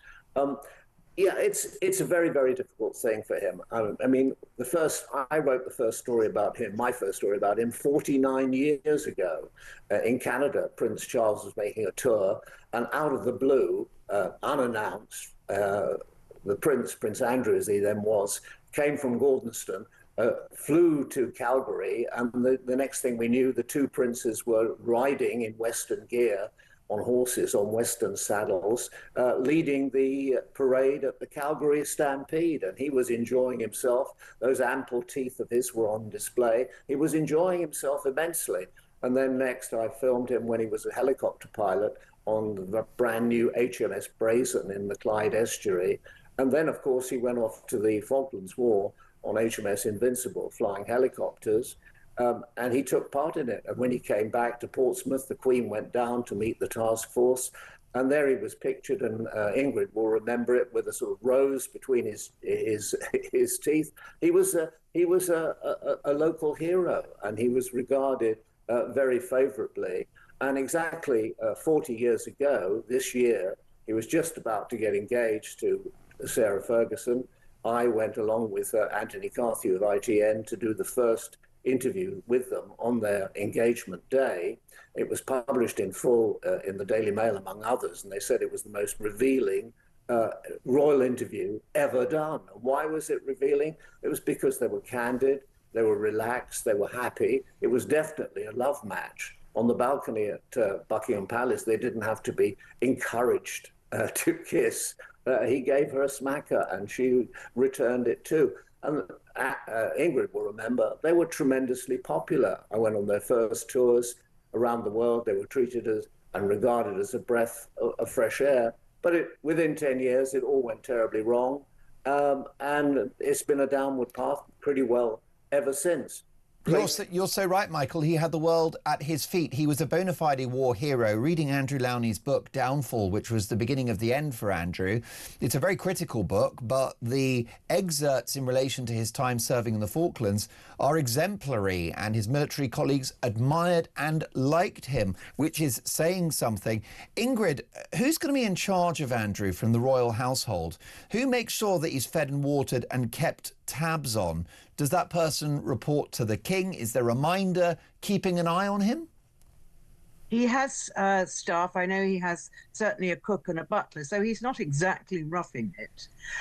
He also has 2 protection officers who are on 24-hour duty, so they are paid for by his brother, the king, as everything that Andrew does now is being paid for by the king. Including, rather importantly, sorry to interrupt you, Ingrid, his lawyer fees, his legal costs in his defence against these recent charges.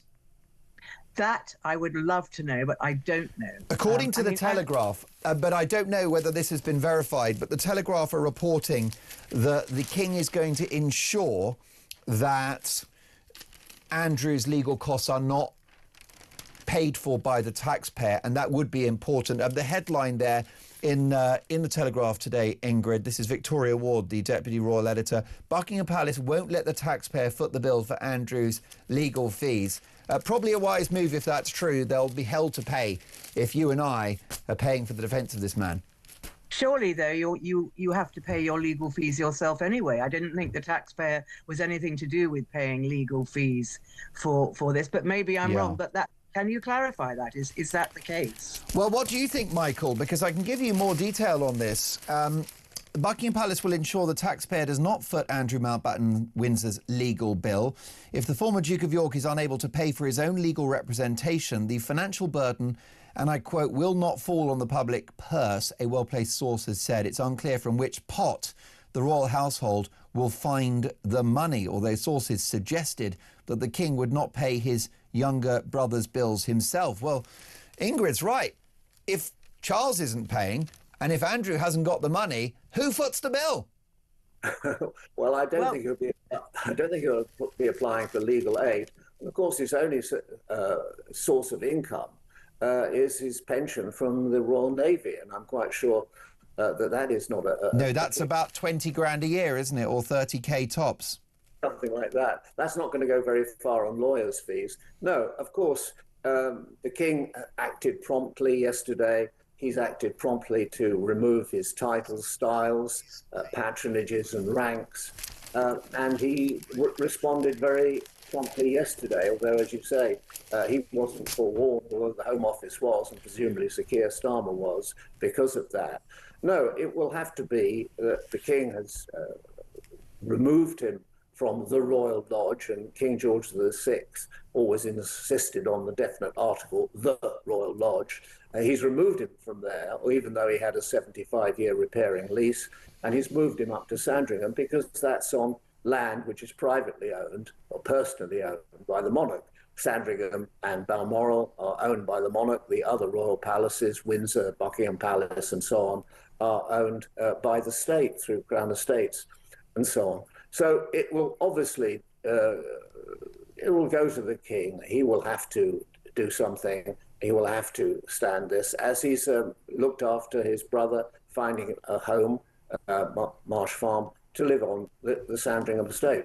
I do understand there are some nice golf courses up in Norfolk, but I'm not sure whether the Prince will be having many opportunities to make use of those facilities in the weeks to come. I don't know. He does like to swing. Ingrid, can I ask you about that accommodation in Sandringham? How tenable and sustainable is that, given the fact that you've got the optics of the head of state of this country, King Charles, bankrolling the lifestyle of a disgraced figure? Is it a problem for the king and his reputation that he is now responsible for the ongoing accommodation of his brother? Is this politically difficult for the king, Ingrid? I think it's probably the least of his problems. I think he has to remove that problem from any public scrutiny, and he has to take it well away from the public purse, the government purse. Yes. And therefore there is actually no choice except to pay for it himself. And what he does with his own personal private finances are really not known to us, not at this moment in time. Maybe they will be later.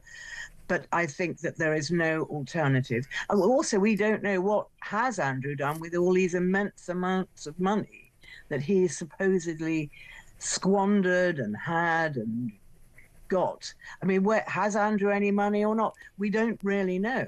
We know that Fergie doesn't, because she goes through immense amounts of money very, very quickly. Well, you're so right, Ingrid. I mean, listen, I'm no estate agent, Ingrid, but she sold an investment property in Mayfair at a loss of, I think, £100,000.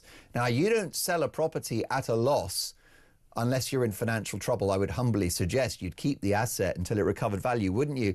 Ingrid, that property belonged to the daughters. The Queen gave her money to buy a property for the children. Right, yeah, but she took a haircut on it, which is not the best sign for her finances, would you say? No, that's very true, absolutely. So Ingrid, stay with us. Michael, final thought on this. You are not just a royal commentator and broadcaster, ex-BBC, you're a communications expert as well. Does the king at some point need to address the nation? Does he need to record a video? Well, he's got a problem because this is an active police investigation, sub judice, and he'll have to choose his moment right. I think, of course, the time will come when he will speak, and I think we'll listen attentively to that. Should he have delivered, if you were his communications secretary in the last 24 hours, would you have encouraged him to record yesterday's statement on camera? No, I don't think so. I think it's better looked at cold in print. People can absorb it. They can realise every nuance of every dot and full stop. It's important that they digest that, and I think it was well judged. And of course, he signed it off, Charles R. It was a personal thing. It wasn't just from the palace. Two of my favourite journalists. What a privilege to be in a sandwich between Michael Cole, royal commentator and broadcaster, best-selling royal biographer and editor of Majesty magazine, Ingrid Seward. Fascinating conversation. Lots more to come. 9:56 Talk Breakfast.